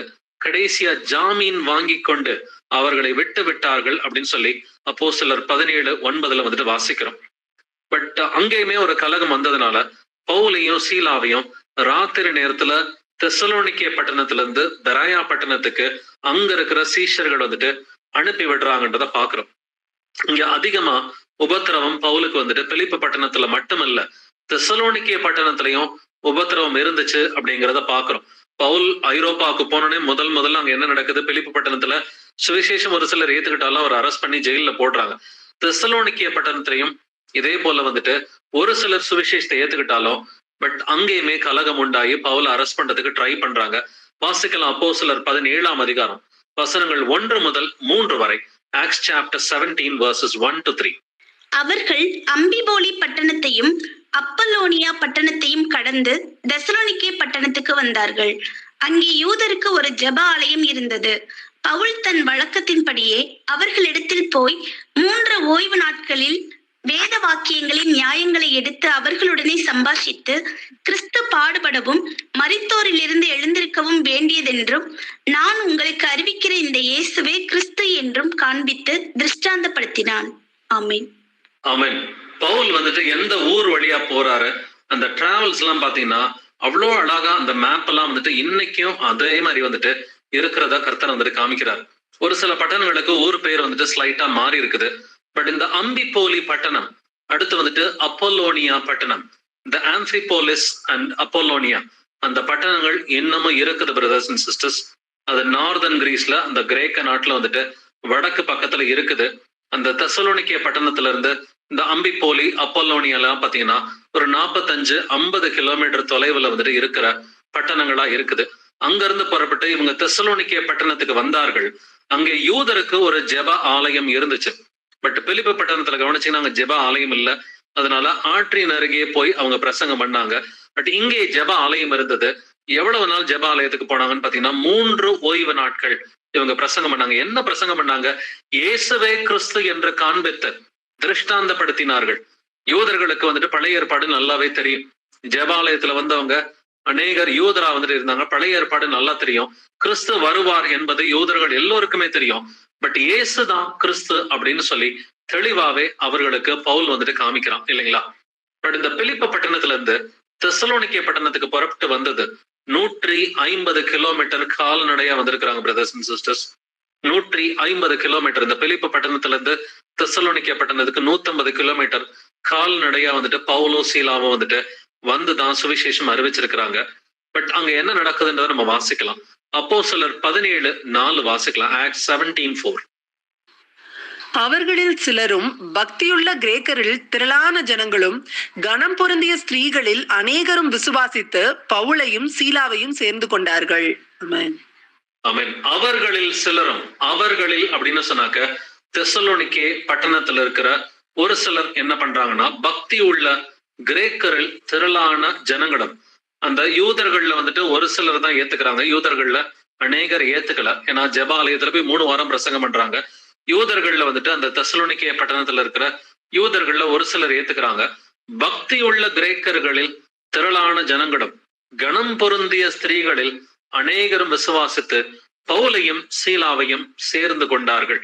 சோ அதனாலதான் இந்த தெசலோனிக்கே பட்டணத்துக்கு பவுல் எழுதும் பொழுது நல்ல பிரியமா வந்துட்டு எழுதுறார். இந்த தெசலோனிக்கியர் அந்த லெட்டரை படிச்சு பாத்தீங்கன்னா அங்க பவுல் மட்டும் அந்த லெட்டரை எழுதல, சில்வானும் சேர்ந்து திமோத்தியும் சேர்ந்துதான் வந்துட்டு இந்த லெட்டர் எழுதுறாங்க. இந்த 2 லெட்டரையும் நீங்க படிச்சு பாத்தீங்கன்னா முதல் வசனம் 1 தெசலோனிக்கேயர் 1:1 இருக்கட்டும், இல்ல 2 தெசலோனிக்கேயர் 1:1 இருக்கட்டும், அதை எழுதுற அந்த 3 நபர்கள் யாருன்னு பாத்தீங்கன்னா பவுலும் சில்வானும் திமோத்தியும் அப்படின்னு சொல்லி எழுதப்பட்டிருக்கோம். ஏன்னா இங்க பவுல் மட்டும் ஒளியும் பார்க்கல, திமோத்தியும் பவுலோட வந்திருக்கிறத நம்ம வந்துட்டு பாக்குறோம். வாசிக்கலாம் 1 தெசலோனிக்கேயர் 1:1. 1 Thessalonians 1st chapter 1st verse. பவுலும் சில்வானும் தீமோத்தேயும் பிதாவாகிய தேவனுக்குள்ளும் கர்த்தராகிய இயேசு கிறிஸ்துக்குள்ளும் இருக்கிற தெசலோனிக்கேயர் சபைக்கு எழுதுகிறதாவது, நம்முடைய பிதாவாகிய தேவனாலும் கர்த்தராகிய இயேசு கிறிஸ்துவினாலும் உங்களுக்கு கிருபையும் சமாதானம் உண்டாவதாக. ஆமென். தெசலோனிக்கேயர் சபைக்கு எழுதுகிறதாவது, ஆனா ஆரம்பத்துல அப்போஸ்தலர் நடவடிக்கைகள் அப்போ வாசிக்கிறப்ப நம்ம என்னன்னு வாசிக்கிறோம்? தெசலோனிக்கே பட்டணத்துக்கு வந்தார்கள். அப்போஸ்தலர் 17:1. அப்போஸ்தலர் 17:1 தெசலோனிக்கே பட்டணத்துக்கு வந்தார்கள். ஒரு பட்டணத்துல கொஞ்சம் பேர் வந்துட்டு சீஷர்கள் வந்துட்டு உருவாயிட்டாங்கன்னா அதுக்கு பேர் என்னவா மாறுது? சபையா மாறுது. தெசலோனிக்கேயர் சபைக்கு எழுதுகிறதாவது. சோ என்னைக்குமே வந்துட்டு சபையை தான் கர்த்தர் அட்ரஸ் பண்ணி எழுதுறார். அந்த பட்டணத்துல அநேக புறஜாதிகள் இருந்தா கூட, கர்த்தரை அறியாதவர்கள் இருந்தா கூட, கர்த்தருடைய லெட்டர் வந்துட்டு யாருக்கு வந்துட்டு வருது? அந்த சீஷர்களுக்கு, சபைக்கு தான் கர்த்தர் வந்துட்டு பேசுறார். வாசிக்கலாம் 2 தெசலோனிக்கேயர் 1:1. 2 Thessalonians 1:1. பவுலும் சில்வானும் தீமோத்தேயும் நம்முடைய பிதாவாகிய தேவனுக்குள்ளும் கர்த்தராகிய இயேசு கிறிஸ்துவுக்குள்ளும் இருக்கிற தெசலோனிக்கேயர் சபைக்கு எழுதுகிறதாவது. ஆமென். தெசலோனிக்கேயர் சபை எப்படி இருக்குது? பிதாவாகிய தேவனுக்குள்ளும் கர்த்தராகிய இயேசு கிறிஸ்துக்குள்ளும் இருக்கிற தெசலோனிக்கேயர் சபை. இவங்க சத்தியத்துல நிக்கிறாங்கன்னு சொல்லி கர்த்தர் இங்கே வெளிப்படுத்துகிறார். நம்ம 1 தெசலோனிக்கேயர் 1:1 இதைத்தான் வாசிச்சோம். பிதாவாகிய தேவனுக்குள்ளும் கர்த்தராகிய இயேசு கிறிஸ்துவுக்குள்ளும் இருக்கிற தெசலோனிக்கேயர் சபை. அப்ப இந்த தெசலோனிக்கேயர் சபை ஒரு பின்வாங்கின சபையா வந்துட்டு இல்லாம கர்த்தருக்குள்ளர நிக்கிற ஒரு சபையா தான் வந்துட்டு இருந்துச்சு அப்படின்றத பாக்குறோம். அதனாலதான் வந்துட்டு தொடர்ச்சியா இந்த லெட்டரை வந்துட்டு நீங்க வந்துட்டு அந்த முதல் அதிகாரத்தை வாசிக்கும் பொழுது இவங்க விசுவாசத்துல இருக்கிறாங்க, அதனால் நான் தேவனை ஸ்தோத்தரிக்கிறேன் அப்படின்றத பவுல் வந்துட்டு எழுதுறான். வாசிக்கலாம் தெசலோனிக்கேயர் முதல் அதிகாரம் வசனங்கள் 2 முதல் 4 வரை. 1 Thessalonians 1st chapter verses 2 to 4. தேவனுக்கு பிரியமான சகோதரரே, உங்கள் விசுவாசத்தின் கிரியையையும் உங்கள் அன்பின் பிரயாசத்தையும் நம்முடைய கர்த்தராகிய இயேசு கிறிஸ்துவின் மேலுள்ள உங்கள் நம்பிக்கையின் பொறுமையையும் நம்முடைய பிதாவாகிய தேவனுக்கு முன்பாக நாங்கள் இடைவிடாமல் நினைவு கூர்ந்து, நீங்கள் தெரிந்து கொள்ளப்பட்டவர்கள் என்று நாங்கள் அறிந்து எங்கள் ஜெபங்களில் இடைவிடாமல் உங்களை குறித்து விண்ணப்பம் பண்ணி உங்கள் எல்லாருக்காகவும் எப்பொழுதும் தேவனை ஸ்தோத்தரிக்கிறோம். ஆமென். ஆமென். இதுல 2வது வசனத்துல வந்துட்டு நாங்கள் இடைவிடாமல் நினைவு கூர்ந்து, எந்த 3 காரியங்களை வந்துட்டு தெசலோனிக்கேயர் சபை கொடுத்து இவங்க இடைவிடாம வந்துட்டு பவுலோ இல்ல மற்ற சீஷர்களோ நினைவு கூர்ந்து ஜெபிக்கிறாங்கன்றதை கவனிச்சு பாருங்க. முதல்ல விசுவாசம், 2வது அன்பு, 3வது நம்பிக்கை. விசுவாசம், அன்பு, நம்பிக்கை. இது எழுதப்பட்ட விதத்தை கொஞ்சம் கவனிச்சு பாருங்க. உங்கள் விசுவாசத்தின் கிரியையும், கிரியை இல்லாத விசுவாசம் செத்ததா இருக்கிறது இல்லைங்களா? உங்கள் விசுவாசத்தின் கிரியையும் உங்கள் அன்பின் பிரயாசத்தையும் நம்முடைய கர்த்தராகிய இயேசு கிறிஸ்துவின் மேலுள்ள உங்கள் நம்பிக்கையின் பொறுமையையும் நம்முடைய பிதாவாகிய தேவனுக்கு முன்பாக நாங்கள் இடைவிடாமல் நினைவு கூர்ந்து, இந்த சபை வந்துட்டு விசுவாசத்துல வந்துட்டு கிரியையோடு இருந்த ஒரு சபை. இவங்க அன்பாக இருந்த ஒரு சபையா இருக்கிறாங்க. அவங்க இயேசு கிறிஸ்துவின் ஆண்டவருடைய 2ஆம் வருகையின் வெளிப்பாட்டுக்காக காத்திருந்த ஒரு சபையா வந்துட்டு இருக்கிறாங்க. அதனாலதான் உங்கள் நம்பிக்கையின் பொறுமை, கர்த்தருடைய வருகைக்கு பொறுமையோட காத்திருக்கணும். நீங்கள் தெரிந்து கொள்ளப்பட்டவர்கள் என்று நாங்கள் அறிந்து, இவங்கெல்லாம் தி எலெக்ட் ஆஃப் காட், தெரிந்து கொள்ளப்பட்டவர்கள் அப்படின்றதையும் பவுல் வந்துட்டு இங்க முன்வைக்கிறாரு. எங்கள் ஜெபங்களில் இடைவிடாமல் உங்களை குறித்து விண்ணப்பம் பண்ணி உங்கள் எல்லாருக்காகவும் எப்பொழுதும் தேவனை ஸ்தோத்திரிக்கும். அப்ப பிலிப்பியர் சபையை போலவே வந்துட்டு கர்த்தருக்கு பிரியமா இருந்த இன்னொரு சபை தான் இந்த தெசலோனிக்கேயர் சபையாக இருக்குது. பட் ஆனாலும் இந்த தெசலோனிக்கேயர் சபைக்கு பாத்தீங்கன்னா எப்படி யூதர்கள் மூலமா யூத சீஷர்களுக்கு பிரச்சனை வந்துச்சோ அதே மாதிரி வந்துட்டு இங்க மக்கதோனியாவுல இருக்கிற புறஜாதிகள் மூலமா மக்கதோனியாவுல இருக்கிற சீஷர்களுக்கு வந்துட்டு உபத்திரவம் வந்தது அப்படின்றத நம்ம வாசிக்கலாம். அப்போஸ்தலர் 17ஆம் அதிகாரம் வசனங்கள் 5 முதல் 9 வரை வாசிக்கலாம். விசுவாசியாக யூதர்கள் வைராக்கியம் கொண்டு வீணராகிய சிலர் கொள்ளாதவர்களை சேர்த்து கொண்டு கூட்டம் கூடி பட்டணத்தில் அமளி உண்டாக்கி யாசோனுடைய வீட்டை வளைந்து கொண்டு அவர்களை பட்டணத்தாருக்கு முன்பாக இழுத்து கொண்டு வர வகை தேடினார்கள். அவர்களை காணாமல் யாசோனையும் சில சகோதரரையும் பட்டணத்துக்கு அதிகாரியிடத்தில் இழுத்து கொண்டு உலகத்தை கலக்கிறவர்கள் இங்கேயும் வந்திருக்கிறார்கள். இவர்களை யாசோன் ஏற்றுக்கொண்டான். இவர்கள் எல்லோரும் இயேசு என்னும் வேறொருவனை ராஜா என்று சொல்லி ராயனுடைய கட்டளைகளுக்கு விரோதமாக செய்கிறார்கள் என்று கூக்கரிலிட்டு இவைகளை கேட்டுக்கொண்டிருந்த ஜனங்களையும் பட்டணத்து அதிகாரிகளும் கலங்க பண்ணினார்கள். பின்பு அவர்கள் யாசோனிடத்திலும் மற்றவர்களிடத்திலும் ஜாமீன் வாங்கி கொண்டு அவர்களை விட்டுவிட்டார்கள். ஆமென். விசுவாசியாத யூதர்கள் வைராக்கியம் கொண்டு அப்படின்ற வார்த்தையை கவனிக்கிறோம். தேவ வைராக்கியம் ரொம்ப நல்லது, பக்தி வைராக்கியம் ரொம்ப நல்லது. பட் தப்பான ஒரு வைராக்கியம் அது பேய்த்தனமானது என்று யாக்கோபு வந்துட்டு சொல்றான். இப்படிப்பட்ட வந்துட்டு ஒரு பேய்த்தனமான ஒரு வைராக்கியத்தோட தான் யூதர்கள் என்ன பண்றாங்க, பட்டணத்தில் அமளி உண்டாக்கி, தெசலோனிக்கேயர் பட்டணத்தில் அமளி உண்டாக்கி யாசோனுடைய வீட்டை வளைந்து கொண்டு, எதுக்காக யாசோனுடைய வீட்டை இவர்கள் வளைந்து கொண்டார்கள்? அங்கதான் பவுல் வந்துட்டு தங்கியிருந்தான். அவர்களை பட்டணத்தாருக்கு முன்பாக இழுத்து கொண்டு வர வகை தேடினார்கள். பவுலை தேடி பார்த்தாங்க, பவுல் அங்க இல்ல. அவர்களை காணாமல் யாசோனையும் சில சகோதரரையும் பட்டணத்து அதிகாரிகளிடத்தில் இழுத்து கொண்டு வந்து உலகத்தை கலக்குகிறவர்கள் இங்கேயும் வந்திருக்கிறார்கள். இந்த பேர் தான் நம்ம எடுக்கணும் பிரதர்ஸ் அண்ட் சிஸ்டர்ஸ். உலகத்தை கலக்குகிறவர்கள் இங்கேயும் வந்திருக்கிறார்கள் அப்படின்ற பேர் தான் உண்மை சீஷர்கள் எப்பொழுதும் எடுக்கிற ஒரு பேர். அப்ப ஏற்கனவே வந்துட்டு தெசலோனிக்கே பட்டணத்துக்கு இவங்க வர்றதுக்கு முன்னாடி பிலிப்பு பட்டணத்துக்கு போனப்பவே இவங்க கேள்விப்பட்டிருக்கிறாங்க. பிலிப்பு பட்டணத்துக்கு போய் சுவிசேஷம் அறிவிச்சப்பவே இப்படி ஒரு கூட்டம் இவங்க எல்லாம் வந்துட்டு அந்தியோக்கியாவில இருந்து கிளம்பி ஏற்கனவே வந்து கலாத்தியாவில அறிவிச்சிருக்கிறாங்க. இப்போ வந்துட்டு 1-2 வருஷம் கழிச்சு கலாத்தியால் அந்தியோக்கியாவில இருந்து புறப்பட்டு இப்ப பிலிப்புக்கு வந்து அங்க கலக்கிக்கிட்டு இருக்கிறாங்க. அது இங்கேயும் வந்தாலும் வரும்னு சொல்லி இவங்க ஏற்கனவே எதிர்பார்த்துதான் இருந்திருக்கிறாங்க. உலகத்தை கலக்குகிறவர்கள் இங்கேயும் வந்திருக்கிறார்கள் அப்படின்ற பேர் வந்துட்டு நல்லபடியா தான் வாங்கியிருக்கிறாங்க. 8வது வசனத்துல இவைகளை கேட்டுக்கொண்டிருந்த ஜனங்களையும் பட்டணத்து அதிகாரிகளையும் கலங்க பண்ணினார்கள். எனக்குமே ஒரு பேய்த்தனமான வைராக்கியம் இருந்துச்சுன்னா சுவிசேஷம் ஏத்துக்கணும்னு நினைக்கிறவங்களையும் கலங்க பண்ணுவார்கள் அப்படிங்கிறத பாக்குறோம். பின்பு அவர்கள் யாசோன் இடத்திலும் மற்றவர்களிடத்திலும் ஜாமீன் வாங்கி கொண்டு அவர்களை விட்டு விட்டார்கள். சோ இந்த அளவுக்கு யாசோன்றவன் அந்த பட்டணத்துல இருக்கிற ஆள் தான், தெசலோனிக்கே பட்டணத்துல இருக்கிற ஆள் தான். பட் அவனுக்கு துன்பம் வந்தது பாத்தீங்கன்னா யாசோனுக்கு அவனுடைய வீட்டாருக்கும் அந்த சீஷர்களுக்கு வந்துட்டு அந்த துன்பம் உபத்திரவம் வந்தது. அவங்களுடைய சொந்த ஜனங்களாலதான் உபத்திரவம் வந்துச்சு. இதைத்தான் அப்போஸ்தலன் பவுல் 1 தெசலோனிக்கேயர் புஸ்தகத்துல வந்துட்டு தெளிவா எழுதுறான். உங்களுடைய சொந்த ஜனங்களாலே உங்களுக்கு உபத்திரவம் வந்தது அப்படின்றத ரெஜிஸ்டர் பண்றான். 1 தெசலோனிக்கேயர் 2:14 வாசிக்கலாம். 1 Thessalonians 2:14. எப்படியெனில் சகோதரரே, யூதேயா தேசத்தில் கிறிஸ்து இயேசுவுக்குள்ளான தேவனுடைய சபைகளை நீங்கள் பின்பற்றினவர்களாகி அவர்கள் யூதராலே எப்படி பாடுபட்டார்களோ அப்படியே நீங்களும் உங்கள் சுய ஜனங்களாலே பாடுபட்டீர்கள். ஆமென். எப்படி யூதர்களில் இருந்த சீஷர்கள் வந்துட்டு அவர்கள் யூதராலே எப்படி பாடுபட்டார்களோ அப்படியே நீங்களும் உங்கள் சுய ஜனங்களாலே பாடுபட்டீர்கள். ஏன் இதை சொல்றான்னு சொன்னாக்க நம்ம ஏற்கனவே வாசிச்சோம் இல்லைங்களா? அப்போஸ்தலர் 17ஆம் அதிகாரத்துல யாசோன் அப்படிங்கிற சீஷன் அவனோட கூட ஒரு சில சீஷர்கள் யார் மூலமா பாடுபட்டாங்க? அந்த சுய ஜனங்களாலே அவர்கள் பாடுபட்டார்கள். அப்படின்னா நீங்களும் வந்துட்டு கர்த்தருக்காக பாடுபடுறீங்க, அத பொறுமையை சகிச்சுக்குங்கன்னு சொல்லி அவனுடைய பாடுகளை அப்ரிஷியேட் பண்றீங்கன்னா வந்துட்டு பவுல் 1 தெசலோனிக்கேயர் புஸ்தகத்துல எழுதுறான். சோ வழக்கமாவே வந்துட்டு ஒரு சபையை பத்தி நம்ம வாசிக்கும் பொழுது அப்போஸ்தலர் நடவடிக்கைகள் அந்த சபையை குறிச்சு என்ன எழுதி இருக்குன்றதை தெரிஞ்சுக்கிட்டு அதன் பிறகு நீங்க பிலிப்பு புஸ்தகத்தையோ தெசலோனிக்கேயர் புஸ்தகத்தையோ இல்ல கொரிந்து புஸ்தகத்தையோ நீங்க வாசிக்கும் பொழுது பாத்தீங்கன்னா அதனுடைய புரிதல் வந்துட்டு இன்னும் பெட்டரா தான் இருக்கும். அப்படின்னாக்க வழக்கமா ஒரு புஸ்தகத்தை வாசிக்கிறதுக்கு முன்னாடி அப்போஸ்தலர் நடவடிக்கைகள்ல அந்த 13வது அதிகாரம் 14வது அதிகாரம் 15, 16, 17 இதுல பவுல் எந்தெந்த பட்டணத்துக்கு போனாரு அப்படின்றத நீங்க பார்த்து நல்ல தெளிவடைஞ்சிட்டு அதன் பிறகு அந்த ஒரு லெட்டரை பிலிப்பு புஸ்தகத்தினுடைய அந்த லெட்டரையோ இல்ல வந்துட்டு கொரிந்து லெட்டரையோ இல்ல வந்துட்டு தெசலோனிக்கேயர் புஸ்தகத்தையும் நம்ம வாசிக்கும் பொழுது அது நமக்கு பெட்டராவே புரியும். வாசிக்கலாம். 1 தெசலோனிக்கேயர் முதல் அதிகாரம் வசனங்கள் 6 முதல் 7 வரை. 1 Thessalonians 1st chapter verses 6 to 7.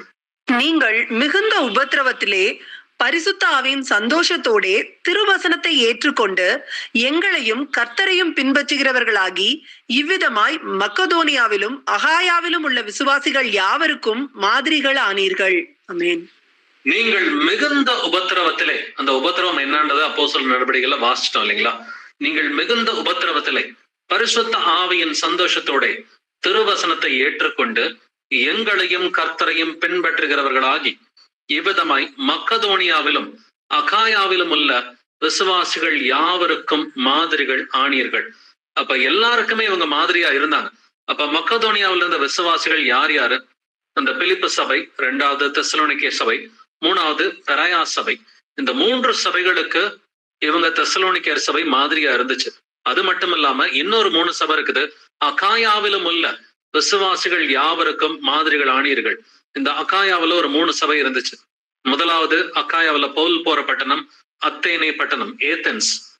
So இந்த ஏத்தென்ஸுக்கு அத்தேனே பட்டணம் தான். அங்கேயும் சீஷர்கள் வந்துட்டு பின்னாடி உருவானாங்க. அதுக்கடுத்து ஏத்தென்ஸ்ல இருந்து பவுல் போற அந்த பட்டணம் பாத்தீங்கன்னா கொரிந்து பட்டணம். அடுத்து கொரிந்துவில இருந்து பவுல் போற இன்னொரு பட்டணம் பாத்தீங்கன்னா கெங்கிரேயா பட்டணம். இந்த அத்தேனே, கொரிந்து, கெங்கிரேயா இது 3 இருக்கிற நாடு எதுனா அகாயா நாடு. இந்த அகாயா நாடு வந்துட்டு சதன் கிரீஸ் அப்படின்னு சொல்லலாம்.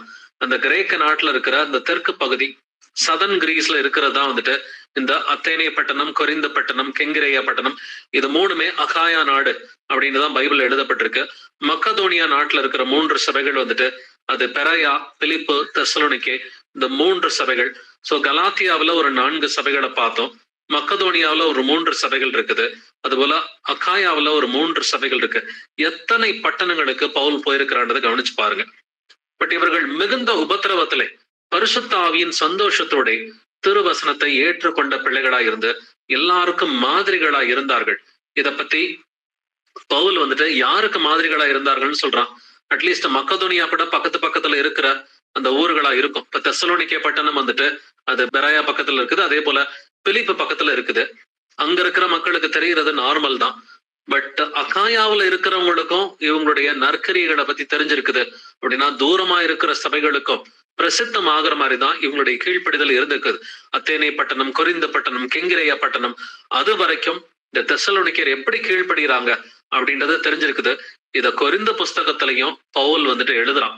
ஏன்னா கொரிந்து சபை எந்த நாட்டுல இருந்த சபை? இது அகாயா நாட்டுல இருந்த சபை. அப்ப இந்த அகாயாவில் உள்ளவர்களுக்கு எப்படி மாதிரிகளா இருந்தார்கள்ன்றதை வாசிக்கலாம். 2 கொரிந்தியர் அதிகாரம் 8 முதல் 4 வசனங்கள். 2 Corinthians chapter 8 verses 1 to 4. அன்றையும் சகோதரரே, மக்கோதோனியா நாட்டு சபைகளுக்கு தேவன் அளித்த கிருபையை உங்களுக்கு அறிவிக்கிறோம். அவர்கள் மிகுந்த உபத்திரவத்தினாலே சோதிக்கப்படுகையில் கொடிய தரித்திரம் உடையவர்களாய் இருந்தும் தங்கள் பரிபூர்ண சந்தோஷத்தினாலே மிகுந்த உதார்த்தமாய் கொடுத்தார்கள்.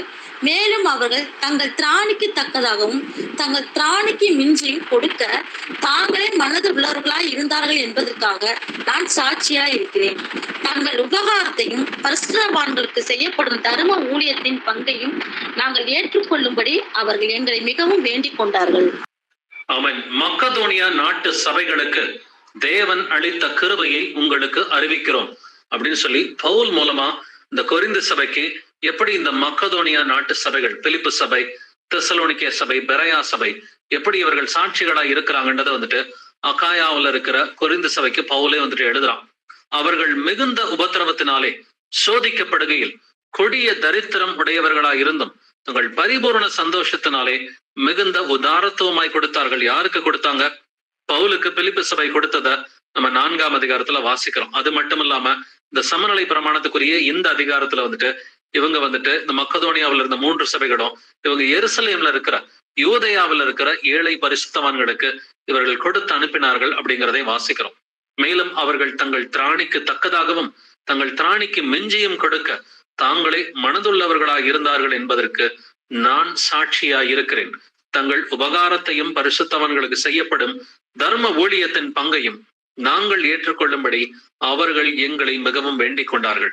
சோ பரிசுத்தவான்களுடைய குறைச்சலில் உதவி செய்யறதுல இந்த மக்கதோனியா நாட்டு சபைகள், பிலிப்பு சபை, தெசலோனிக்கே சபை, பெராயா சபை இது 3மே முனைப்பா இருந்தது. தங்களுடைய வந்துட்டு அந்த அன்பின் கிரியை வந்துட்டு, அந்த வாஞ்சையை வந்துட்டு அவங்க கிரியையில வந்துட்டு காண்பிச்சாங்கன்றதை வந்துட்டு வாசிக்கிறோம்.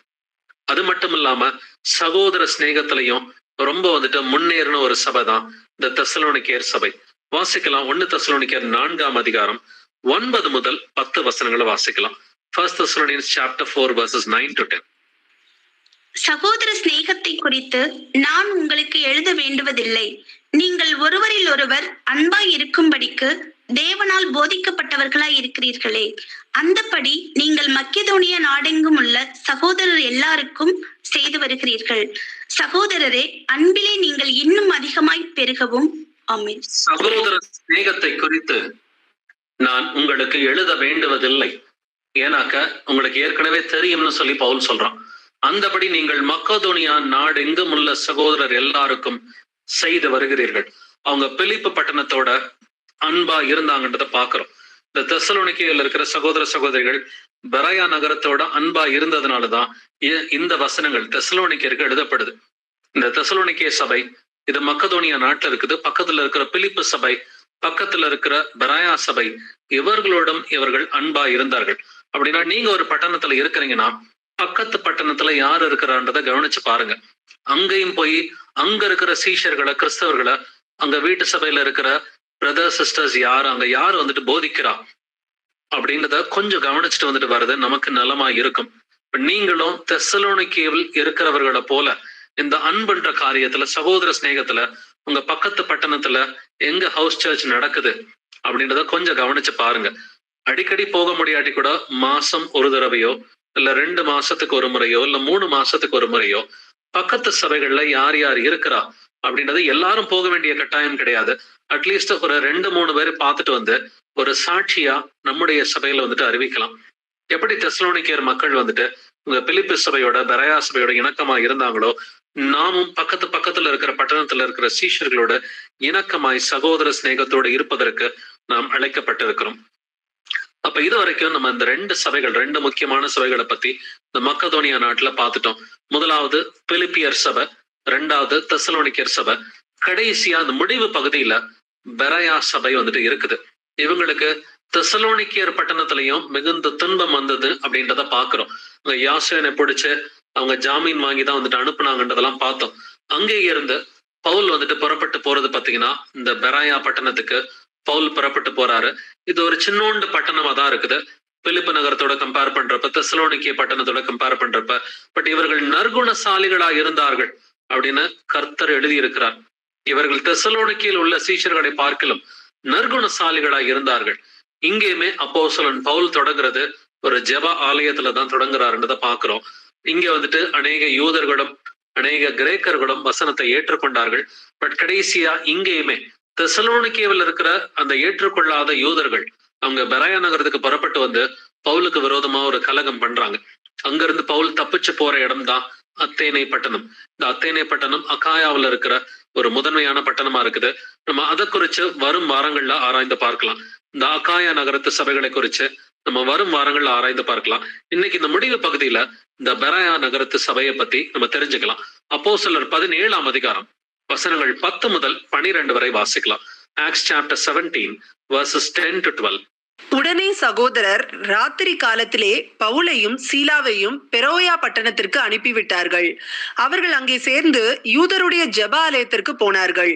அந்த பட்டணத்தார் மனோவாஞ்சையாய் வசனத்தை ஏற்றுக்கொண்டு காரியங்கள் இப்படி இருக்கிறதா என்று தினந்தோறும் வேத வாக்கியங்களை ஆராய்ந்து பார்த்ததினால் தெசலோனிக்கேயில் உள்ளவர்களை பார்க்கிலும் நற்குணசாலிகளாய் இருந்தார்கள். அதனால் அவர்களில் அநேகம் பேரும் கனம் பொருந்திய கிரேக்கரில் அநேக ஸ்திரீகளும் புருஷர்களும் விசுவாசித்தார்கள். ஆமென். உடனே சகோதரர் ராத்திரி காலத்திலே பவுலையும் சீலாவையும் பெரோயா பட்டணத்துக்கு அனுப்பிவிட்டார்கள். எங்க இருந்து? அங்க தெசலோனிக்கேயில கலகம் வந்தப்ப அங்க இருந்து வந்துட்டு சகோதரர்கள் வந்துட்டு பவுலையும் சீலாவையும் இந்த பெரோயா பட்டணத்துக்கு அனுப்பி விட்டாங்க. அங்க வந்த பிறகு என்ன நடந்துச்சுன்றத பாருங்க. 11வது வசனத்துல அந்த பட்டணத்தார், எந்த பட்டணத்தார்? இந்த பெரோயா பட்டணத்தார் மனோவாஞ்சையாய் வசனத்தை ஏற்றுக்கொண்டு. எப்படி வசனத்தை ஏத்துக்கிறது? லீதியால போல திறந்த இருதயத்தோடு, இந்த பெராயா நகரத்தை சீஷர்களை போல மனோவாஞ்சையாய் வசனத்தை ஏற்றுக்கொண்டு காரியங்கள் இப்படி இருக்கிறதா என்று தினந்தோறும் வேத வாக்கியங்களை ஆராய்ந்து பார்த்ததினால் தெசலோனிக்கேயில் உள்ளவர்களை பார்க்கலும் நற்குணசாலிகளாய் இருந்தார்கள். அப்ப வசனத்தை தினம்தோறும் நீங்க ஆராய்ஞ்சு பாத்தீங்கன்னாக்க உங்களை கர்த்தர் நற்குணசாலின்னு சொல்லுவார். ஏற்கனவே தெசலோனிக்கே பட்டணத்துல இருக்கிற சீஷர்கள் இவங்க ஏற்கனவே அன்புள்ளவர்களா இருந்தாங்க, இவங்க விசுவாசத்தோட இருந்தாங்கன்றத பாக்குறோம். அவங்கள காட்டிலும் வந்துட்டு நோபல் அப்படின்னு சொல்லி அந்த நற்குணசாலி இங்கிலீஷ்ல வந்துட்டு நோபல்னு சொல்லிதான் எழுதியிருக்குது. அப்ப தினம்தோறும் காரியங்கள் இப்படி இருக்கிறதா யாராவது ஒருத்தர் போதிச்சார்னாக்க அது வந்துட்டு இது ரைட்டு தானான்னு சொல்லி இந்த பெரோயா நகரத்து சீஷர்களை போல வேத வாக்கியங்களை ஆராய்ந்து பார்க்கிற பிள்ளைகளா இருக்கணும். அதனால் அவர்களில் அநேகம் பேரும் எதனால தினம்தோறும் ஆராய்ஞ்சு பார்த்ததுனால அதனால்னு சொல்லி வசனம் ஆரம்பிக்குது. அதனால் அவர்களில் அநேகம் பேரும் கணம் பொருந்திய கிரேக்கர்களில் அநேக ஸ்திரீகளும் புருஷர்களும் விசுவாசித்தார்கள். அப்ப எதனால இங்க அநேகம் பேர் ஏத்துக்கிட்டாங்க அப்படின்னு பாத்தீங்கன்னா தினம்தோறும் வேத வாக்கியத்தை இவர்கள் ஆராய்ந்து பார்த்ததுனால இவர்களில் அநேகர் சத்தியத்தை ஏற்றுக்கொண்டார்கள். இந்த பெராயா பட்டணம் எங்க இருக்குன்னு பாத்தீங்கன்னா தெசலோனிக்கே பட்டணத்துல இருந்து ஒரு 72 கிலோமீட்டர். இவங்க மொத்தமா வந்துட்டு பவுலும் சீலாவும் இவங்க தங்களுடைய 2வது அந்த சுவிசேஷ பயணத்துல இவங்க கவர் பண்ண டிஸ்டன்ஸ் எவ்வளவுன்னு பாத்தீங்கன்னா 2100 கிலோமீட்டர். பிரதர்ஸ் அண்ட் சிஸ்டர்ஸ், இந்த 2வது சுவிசேஷ பயணத்துல மட்டும் இவங்க கவர் பண்ண அந்த ஒரு டிஸ்டன்ஸ் எதுன்னு பாத்தீங்கன்னா அதிகமான டிஸ்டன்ஸ் கால்நடையாதான் போயிருக்கிறாங்க. கொஞ்சம் தான் ஒரு 240 கிலோமீட்டர், ஒரு 400-500 கிலோமீட்டர் டோட்டலா இவங்க கப்பல்ல போயிருப்பாங்க. பட் இந்த 2100 கிலோமீட்டர்ல வந்துட்டு 3/4 கால்நடையாதான் இவங்க போயிருக்கிறாங்க. அந்த அளவுக்கு கர்த்தருக்கு வாஞ்சையா இருந்தாங்க. இன்னைக்கு நம்ம வந்துட்டு பைக் வச்சிருக்கிறோம், கார் வச்சிருக்கிறோம், வந்துட்டு நல்ல டிரான்ஸ்போர்ட் வசதிகளை கர்த்தர் கொடுத்திருக்கிறாரு. பட் அந்த அளவுக்கு வாஞ்ச நம்ம கிட்ட இல்ல. அப்படின்னா பவுல் செஞ்ச ஊழியத்துல ஒரு 1% கூட நம்ம செய்யலைன்றது நல்லாவே வந்துட்டு புரியுது. பட் இருந்தாலும் நம்ம இன்னும் கொஞ்சம் நம்முடைய முயற்சிகளை வந்துட்டு அந்த முயற்சி என்று வேதம் சொல்கிறது போல இன்னும் அந்த பிரயாசத்தை கூட்டணும். ஏன்னா பெராயா நகரத்து மக்கள் வந்துட்டு எதனால நற்குணசாலிகளா இருந்தாங்க, வேதத்தை ஆராய்ந்து பார்த்தார்கள். அதனாலதான் கர்த்தர் வந்துட்டு இயேசு கிறிஸ்துவும் யோவான் 5:39 சொல்றாரு, வேத வாக்கியங்களை ஆராய்ந்து பாருங்கள், அவைகளால் உங்களுக்கு நித்திய ஜீவன் உண்டென்று எண்ணுகிறீர்களே, என்னை குறித்து சாட்சி கொடுக்கிறவர்களும் அவைகளே. அப்ப வேத வாக்கியங்களை நீங்க ஆராய்ந்து பார்க்கிறீங்களா? இப்ப இங்க ஆன்லைன்ல கேட்கறது மட்டும் இல்லாம கேட்கறது சரிதானான்னு சொல்லி நீங்க வீட்டுல போய் ஆராய்ந்து பார்க்கிறீங்களா? இந்த வசனத்தை எல்லாம் நோட் பண்றீங்களா? இது கரெக்ட் தானான்னு சொல்லி வீட்டுல ஆராய்ந்து பார்த்தீங்கன்னாக்க நீங்க வந்துட்டு முதலாவது பெராயா நகரத்து மக்களை போல நற்குணசாலிகள் அப்படின்னு சொல்லி கர்த்தர் சொல்லுவார். 2வது அவங்கள போல விசுவாசத்துல வளரவும் வந்துட்டு முடியும். அப்ப முடிவு எடுக்கணும். நம்ம வந்துட்டு வேதத்தை ஆராய்ந்து பார்க்கணும். நான் மட்டும் இல்லை, என்னுடைய வீட்டாரோட சேர்ந்து காரியங்கள் இப்படி இருக்கிறதோன்னு சொல்லி ஒவ்வொரு விஷயத்தையும் நம்ம ஆராய்ந்து பார்க்கிற பிள்ளைகளா இருக்கணும். வாசிக்கலாம் 1 தெசலோனிக்கர் 5:21. 1 Thessalonians 5:21. எல்லாவற்றையும் சோதித்து பார்த்து நலமானதை பிடித்துக் கொள்ளுங்கள். ஆமென். இந்த பெரோயா நகரத்து சீஷர்கள் இதைத்தான் பண்ணாங்க. எல்லாவற்றையும் சோதித்து பார்த்து நலமானதை பிடித்துக் கொள்ளுங்கள். பவுல் பெரிய ஊழியக்காரன் தான். பவுல் சொல்றான்னு சொல்லி அவங்க உடனே ஏத்துக்கல. பவுல் சொல்றது கரெக்டா தான் இருக்குதான்னு சொல்லி பழைய ஏற்பாட்டை ஆராய்ந்து பார்த்து கரெக்ட் தான், பவுல் சொல்றது சரிதான் அப்படின்றத வந்துட்டு அதிக விசுவாசத்தோட ஆராய்ந்து பார்த்து ஏத்துக்கிட்டாங்க. அதனாலதான் அவர்களில் அதனால் அப்படின்ற வார்த்தை 12வது வசனத்துல வந்திருக்கும். அதனால் அவர்களில் அநேகம் பேரும் கணம் பொருந்திய கிரேக்கர்களில் அநேக ஸ்திரீகளும் புருஷர்களும் விசுவாசித்தார்கள். அப்ப அதிகமா வேதத்தை ஆராய்ந்து பார்த்தாதான் வந்துட்டு அதிகமான பேர் விசுவாசத்துல வர முடியும். அப்படின்னா நாமும் பெராயா நகரத்து மக்களை போல வந்துட்டு இருக்கணும்னு தான் கர்த்தர் வந்துட்டு விரும்புறாரு. பட் இந்த பெராயா பட்டணத்துல என்ன நடந்துச்சு அப்படின்றத கவனிச்சு பார்க்கலாம். அப்போஸ்தலர் 17ஆம் அதிகாரம் வசனங்கள் 13 முதல் 15 வரை. Acts chapter 17 verses 13 to 15. பெரோயாவிலும் தேவ வசனம் பவுலினால் அறிவிக்கப்படுகிறதென்று தெசலோனிக்கேயரான யூதர்கள் அறிந்தபோது அங்கேயும் வந்து ஜனங்களை கிளப்பி விட்டார்கள். உடனே சகோதரர் பவுலை சமுத்திர வழியாய் போக அனுப்பிவிட்டார்கள். சீலாவும் தீமோத்தேயும் அங்கே தங்கி இருந்தார்கள். பவுலை வழிநடத்தினவர்கள் அவனை அத்தேனே பட்டணம் வரைக்கும் அழைத்து கொண்டு போய் அங்கே சீலாவும் தீமோத்தேயும் அதிசீக்கிரமாக தன் இடத்திற்கு வரும்படி அவர்களுக்கு சொல்ல கட்டளை பெற்றுக்கொண்டு புறப்பட்டு போனார்கள். ஆமென். பெரோயாவிலும் தேவ வசனம் பவுலினால் அறிவிக்கப்படுகிறதென்று தெசலோனிக்கேயரான யூதர்கள் அறிந்த போது அங்கேயும் வந்து ஜனங்களை கிளப்பி விட்டார்கள். யாரு? தெசலோனிக்கேயருக்குள்ள ஏற்றுக்கொள்ளாத யூதர்கள். அவங்க வந்துட்டு பெரோயா பட்டணத்திலையும் வந்து பவுலுக்கு விரோதமா கலகம் பண்ணினார்கள்ன்றத பாக்குறோம். உடனே சகோதரர் பவுலை சமுத்திர வழியாய் போக அனுப்பி விட்டார்கள். சோ ஆரம்பத்துல பிலிப்பு பட்டணத்துல பிரச்சனை வந்துச்சுன்னு தெசலோனிக்கே பட்டணத்துக்கு பவுல் வந்துட்டு வரான். தெசலோனிக்கே பட்டணத்துல பிரச்சனை வந்துச்சுன்னு பெரோயா பட்டணத்துக்கு வந்துட்டு வரான். இந்த பெரோயா பட்டணத்துல பிரச்சனை வந்துச்சுன்னு சொல்லி அடுத்து போற ஊர் எதுன்னு பாத்தீங்கன்னா அத்தேனே பட்டணம். அப்ப அத்தேனே பட்டணம் இது வந்துட்டு அகாயா நாடு என்று எழுதி இருக்கிறது. பவுலை வழி நடத்தினவர்கள் அவனை அத்தேனே பட்டணம் வரைக்கும் அழைத்து கொண்டு போய் அந்த அத்தேனே பட்டணத்துல வந்துட்டு அங்கே சீலாவும் திமோத்தேயும் அதி சீக்கிரமாய் தன்னிடத்திற்கு வரும்படி அவர்களுக்கு சொல்ல கட்டளை பெற்றுக்கொண்டு புறப்பட்டு போனார்கள். சோ இங்க பவுல் தனியாதான் அத்தேனே பட்டணத்துக்கு போறான். சீலாவுக்காகவும் பவுலுக்காகவும் அங்க காத்து கொண்டிருந்தப்பதான் அந்த ஊர் அவன் சுத்தி பாக்குறான் அப்படின்றத பாக்குறோம். இது நீங்க அப்போஸ்தலர் நடவடிக்கைகள்ல வந்துட்டு வாசிக்க முடியும்.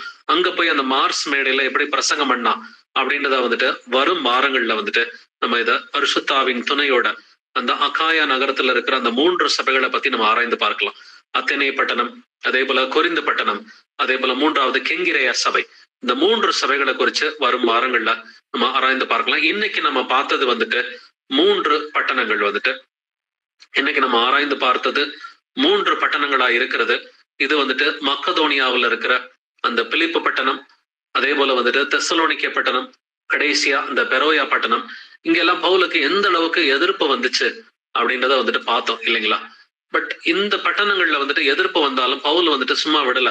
தன்னுடைய 3வது சுவிசேஷ பயணத்திலையும் இந்த பட்டணங்களுக்கு மீண்டுமா வந்து அவர்களுக்கு சுவிசேஷம் அறிவித்தான். அவங்களை திரும்பவும் கர்த்தருடைய வசனங்கள்ல வந்துட்டு கன்ஃபார்ம் பண்ணா அப்படின்றத பவுலுடைய இந்த 3வது சுவிசேஷ பயணம் இது அப்போஸ்தலர் 20ஆம் அதிகாரத்துல இருக்குது. கடைசியா ஒரு சில வசனங்களோட நம்ம முடிக்கலாம். அப்போஸ்தலர் அதிகாரம் 20 வசனங்கள் 1 முதல் 3 வரை வாசிக்கலாம். Acts chapter 20 verses 1 to 3. கலகம் அமர்ந்த பின்பு பவுல் சீஷரை தன்னிடத்திற்கு வரவழைத்து வினவிக்கொண்டு மக்கதோனியாவுக்கு போக புறப்பட்டான். அவன் அந்த திசைகளிலே சுற்றி நடந்து சீஷர்களுக்கு வெகுவாய் புத்தி சொல்லி கிரேக்கு தேசத்திலே சேர்ந்தான். அங்கே 3 மாதம் சஞ்சரித்த பின்பு அவன் கப்பலேறி சீரியா தேசத்துக்கு போக மனதாயிருந்த போது யூதர்கள் அவனுக்கு தீமை செய்யும்படி ரகசியமான யோசனை கொண்டிருந்தபடியால் மக்கதோனியா தேசத்தின் வழியாய் திரும்பி போக தீர்மானம் பண்ணினான். ஆமென். கலகம் அமர்ந்த போது அப்படின்றத வாசிக்கிறோம். எங்க கலகம் நடந்துச்சு? இதுக்கு முந்தின அதிகாரத்துல பவுல் வந்துட்டு எபேசு சபைக்கு போனான் அப்படிங்கிறத பாக்குறோம். அங்க வந்துட்டு கலகம் ஒண்ணு வந்துச்சு. கலகம் அமர்ந்த போது பவுல் சீஷரை தன்னிடத்திற்கு வரவழைத்து வினவிக்கொண்டு மக்கதோனியாவுக்கு போக புறப்பட்டான். மீண்டுமா ஒரு சில வருடங்கள் கழித்து மக்கதோனியாவுக்கு வந்துட்டு திரும்பவும் பவுல் வந்துட்டு போறான் அப்படிங்கிறத பாக்குறோம். அவன் அந்த திசைகளிலே சுற்றி நடந்து சீஷர்களுக்கு வெகுவாய் புத்தி சொல்லி கிரேக்க தேசத்திலே சேர்ந்தான். சோ மக்கதோனியாவுக்கு போயிட்டு திரும்ப கிரேக்க தேசம்னா அகாயா பட்டணத்துக்கு மீண்டும் வருகிறான் அப்படின்றத பாக்குறோம். இந்த அத்தேனே பட்டணம், கொரிந்து பட்டணம், கெங்கிரேயா பட்டணம், இந்த பட்டணங்களையும் அவன் 2வது முறை போய் சந்திக்கிறான் அப்படின்றத பாக்குறோம். அங்கே 3 மாதம் சஞ்சரித்த பின்பு அவன் கப்பல் ஏறி சீரியா தேசத்துக்கு போக மனதாயிருந்து. சீரியா தேசத்துக்கு எதுக்கு போகணும்? ஏன்னா அங்கதான் அந்தியோக்கியா பட்டணம் இருந்துச்சு. அந்த அந்தியோக்கியாவில இருந்த சீரியாவிலதான் பவுலும் பர்னபாவும் வந்துட்டு இவர்கள் போதகர்களா இருந்தார்கள்ன்றத அப்போஸ்தலர் 13ஆம் அதிகாரம் 1 வசனத்துல வந்துட்டு வாசிக்கிறோம். அந்த பவுலோட அந்த ஃபைனல் விசிட்டை பத்தி இந்த அதிகாரத்துலதான் எழுதி இருக்குது. மக்கதோனியாவுக்கு போன அந்த ஃபைனல் விசிட் அப்போஸ்தலர் 20ஆம் அதிகாரம் 6வது வசனத்தை வாசிக்கலாம். Acts 20 verse 6. புளிப்பில்லாத அப்ப பண்டிகை நாட்களுக்கு பின்பு நாங்கள் கப்பல் ஏறி பிலிப்பு பட்டணத்தை விட்டு 5 நாளைக்குள்ளே துரோவா பட்டணத்துக்கு அவர்களிடத்தில் வந்து அங்கே 7 நாள் தங்கி இருந்தோம். ஆமென். நாங்கள் கப்பல் ஏறி பிலிப்பு பட்டணத்தை விட்டு 5 நாளுக்குள்ளே துரோவா பட்டணத்துக்கு அவர்களிடத்தில் வந்து, சோ பிலிப்புல இருந்து துரோவாவுக்கு வராங்க. சோ ஆரம்பத்துல நம்ம வாசிச்சோம் வந்துட்டு அவங்க துரோவாவில இருந்து பிலிப்புக்கு வந்தாங்க அப்படின்றத அந்த 2வது சுவிசேஷ பயணத்துல வாசிச்சோம். பட் இந்த பவுலுடைய 3வது சுவிசேஷ பயணம் இது ஒரு சில வருஷங்கள் கழிச்சுதான் நடக்குது. இந்த வந்துட்டு 3வது பயணத்துல பவுல் வந்துட்டு பிலிப்புல இருந்து கிளம்பி துரோவாவுக்கு வந்துட்டு போறாரு. அங்க வந்துட்டு ராத்திரி முழுக்க பிரசங்கம் பண்ணாருன்றதெல்லாம் தொடர்ந்து அடுத்த வசனங்கள்ல நீங்க வாசிக்க முடியும். சோ பவுல் வந்துட்டு ஒரு சபையை பார்த்தாக்க மீண்டும் ஒரு வருஷம் கழிச்சு 2 வருஷம் கழிச்சு மீண்டும் அந்த சபைக்கு போய் சீஷர்கள் சத்தியத்துல நிலை நிற்கிறாங்களா அப்படின்றத வந்துட்டு பார்த்து அவங்களோட கொஞ்ச நாள் தங்கி சுவிசேஷத்துல உறுதியாக்கிட்டு தான் தொடர்ந்து இப்படிதான் எல்லா சபைகளுக்கும் கிளம்பி போறான்றத பாக்குறோம். சோ அதனுடைய முதல் பயணத்துல அதிகமா பவுல் கான்சென்ட்ரேட் பண்ணது இந்த கலாத்தியா நாட்டு சபைகள். அந்த கலாத்தியா நாட்டுல இருக்கிற இக்கோனியம் சபை, லீஸ்திரா சபை, தெர்பை சபை, இது முதல் பயணத்துல போறாரு. இந்த 2வது 3வது பயணத்திலையும் மீண்டுமா கலாத்தியாவுக்கு போய் அவங்கள உறுதிப்படுத்துறாரு. பட் தன்னுடைய 2வது சுவிசேஷ பயணத்துல பவுல் அதிகமா வந்துட்டு செலவு பண்ணது எந்த ஊர்லன்னு பாத்தீங்கன்னா நேரத்தை செலவு பண்ணது இது ஒண்ணு வந்துட்டு மக்கதோனியா நாட்டுல இருக்கிற இந்த 3 சபைகள், பிலிப்பு சபை, தெசலோனிக்கேயர் சபை, அடுத்து பெராய சபை, அதை குறிச்சு நம்ம இன்னைக்கு பார்த்தோம். அடுத்து இந்த 2வது பயணத்திலே வந்துட்டு அதிகமா செலவு பண்ற இடம் பாத்தீங்கன்னா அந்த அத்தேனே பட்டணம், கொரிந்து பட்டணம், அடுத்து கிங்கிரேய பட்டணம், இது 3ம் அகாயா நாட்டுல இருக்குது. இது எல்லாமே கிரீஸ்ல இருக்கிற நார்தன் கிரீஸா அந்த காலத்துல மக்கதோனியா நாடுன்னு சொல்லுவாங்க. சதன் கிரீஸா வந்துட்டு அந்த காலத்துல வந்துட்டு அகாய நாடுன்னு சொல்லுவாங்க. இந்த கிரீஸ்ல மட்டுமே 6 சபைகள் வந்துட்டு இருந்துச்சு. ஐரோப்பாவுக்கு எப்படி சுவிசேஷம் சென்றது, இங்க நம்ம கத்துக்க வேண்டியது எதுன்னு பாத்தீங்கன்னா அங்க இருக்கிற சீஷர்கள் இருந்தும் நம்ம கத்துக்கலாம். அதே போல பவுல்ட்டு இருந்தும் நம்ம கத்துக்கிறதுக்கு நிறையவே இருக்குது பிரதர்ஸ் அண்ட் சிஸ்டர்ஸ். பவுலுக்கு நீங்க சென்ற எல்லா இடத்துலயும் எதிர்ப்பு இருந்துச்சுன்றதை நம்ம பாக்குறோம். பிலிப்பு பட்டணத்துக்கு போனா அங்க எதிர்ப்பு இருந்தாலும் மனசு தளரவே கிடையாது. அந்த அளவுக்கு அவங்களுக்கு அன்பும், கர்த்தர் மேல அன்பும், கர்த்தர் மேல விசுவாசமும், சகோதரர்கள் மேல வாஞ்சையும் இருந்துச்சு. ஒரு பிரச்சனை வருதுன்றதுக்காக சுவிசேஷம் அறிவிக்கிறத நம்ம கைவிடவே முடியாது, கைவிடக் கூடாது பிரதர்ஸ் அண்ட் சிஸ்டர்ஸ். பவுலுக்கு வந்த பிரச்சனை எல்லாம் உங்களுக்கும் எனக்கும் வரல. நல்லா புரிஞ்சுக்கும். பவுலுக்கு வந்த பிரச்சனை ஜெயில போனது, அங்க அடி வாங்கினது, அந்த காயங்கள் கட்டப்பட்டது, அதெல்லாம் வந்துட்டு ரத்தம் சிந்தத்தக்கதாக இன்னும் நம்ம ஒருவரும் வந்துட்டு கர்த்தருக்கு எதுவுமே செய்யல இல்லைங்களா?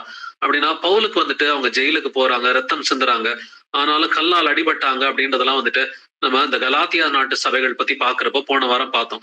இப்ப பவுல் அளவுக்கு நமக்கு பெரிய கஷ்டங்கள்லாம் வரல. ஒரு சின்ன பிரச்சனை வந்துருச்சு அப்படின்னு சொல்லி ஊழியம் பாக்குறதுல எல்லாம் வந்துட்டு நம்ம தோய்ந்து போயிடவே வந்துட்டு கூடாது. பிலிப்புல பிரச்சனை வந்தா தெசலோனிக்கே போறோம், தெசலோனிக்கையில பிரச்சனை வந்தா பெரையாவுக்கு போறோம், பெரையால பிரச்சனை வந்தா அத்தேனே பட்டணத்துக்கு போறோம், அத்தேனே பட்டணத்துல பிரச்சனை வந்தா கொரிந்துக்கு போகலாம், கொரிந்துல பிரச்சனை வந்தா கெங்கிரேயா போலாம். இப்படிதான் இன்னைக்கு உங்களுக்கு ஒரு பட்டணத்துல பிரச்சனையா, ஒரு பட்டணத்துல பிரச்சனைனா இன்னொரு பட்டணத்துக்கு போங்க, அங்க போய் சுவிசேஷம் அறிவிங்க. அதே போல பவுல் இருந்து லேர்ன் பண்றது மட்டும் இல்ல, இந்த பிலிப்பு ஜனங்கள் வந்துட்டு எந்த அளவுக்கு வந்துட்டு ஹாஸ்பிட்டாலிட்டியோட, ஜெனராசிட்டியோட இருந்தாங்க அப்படின்றதையும் பாக்குறோம்.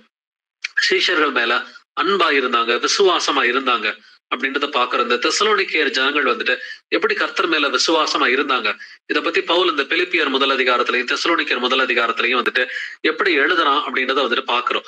அந்த கடைசியா பெராயா நகரத்துல இருந்த மக்கள் வந்துட்டு தினம்தோறும் வேத வாக்கியங்கள் ஆராய்ந்து பார்த்ததுனால நற்குணசாலிகளா இருந்தார்கள். அப்ப இந்த 3 சபைகள்ல இருந்து கத்துக்கிறதுக்கும் கர்த்தர் நமக்கு நிறைய படிப்பினைகள் வச்சிருக்கிறாரு.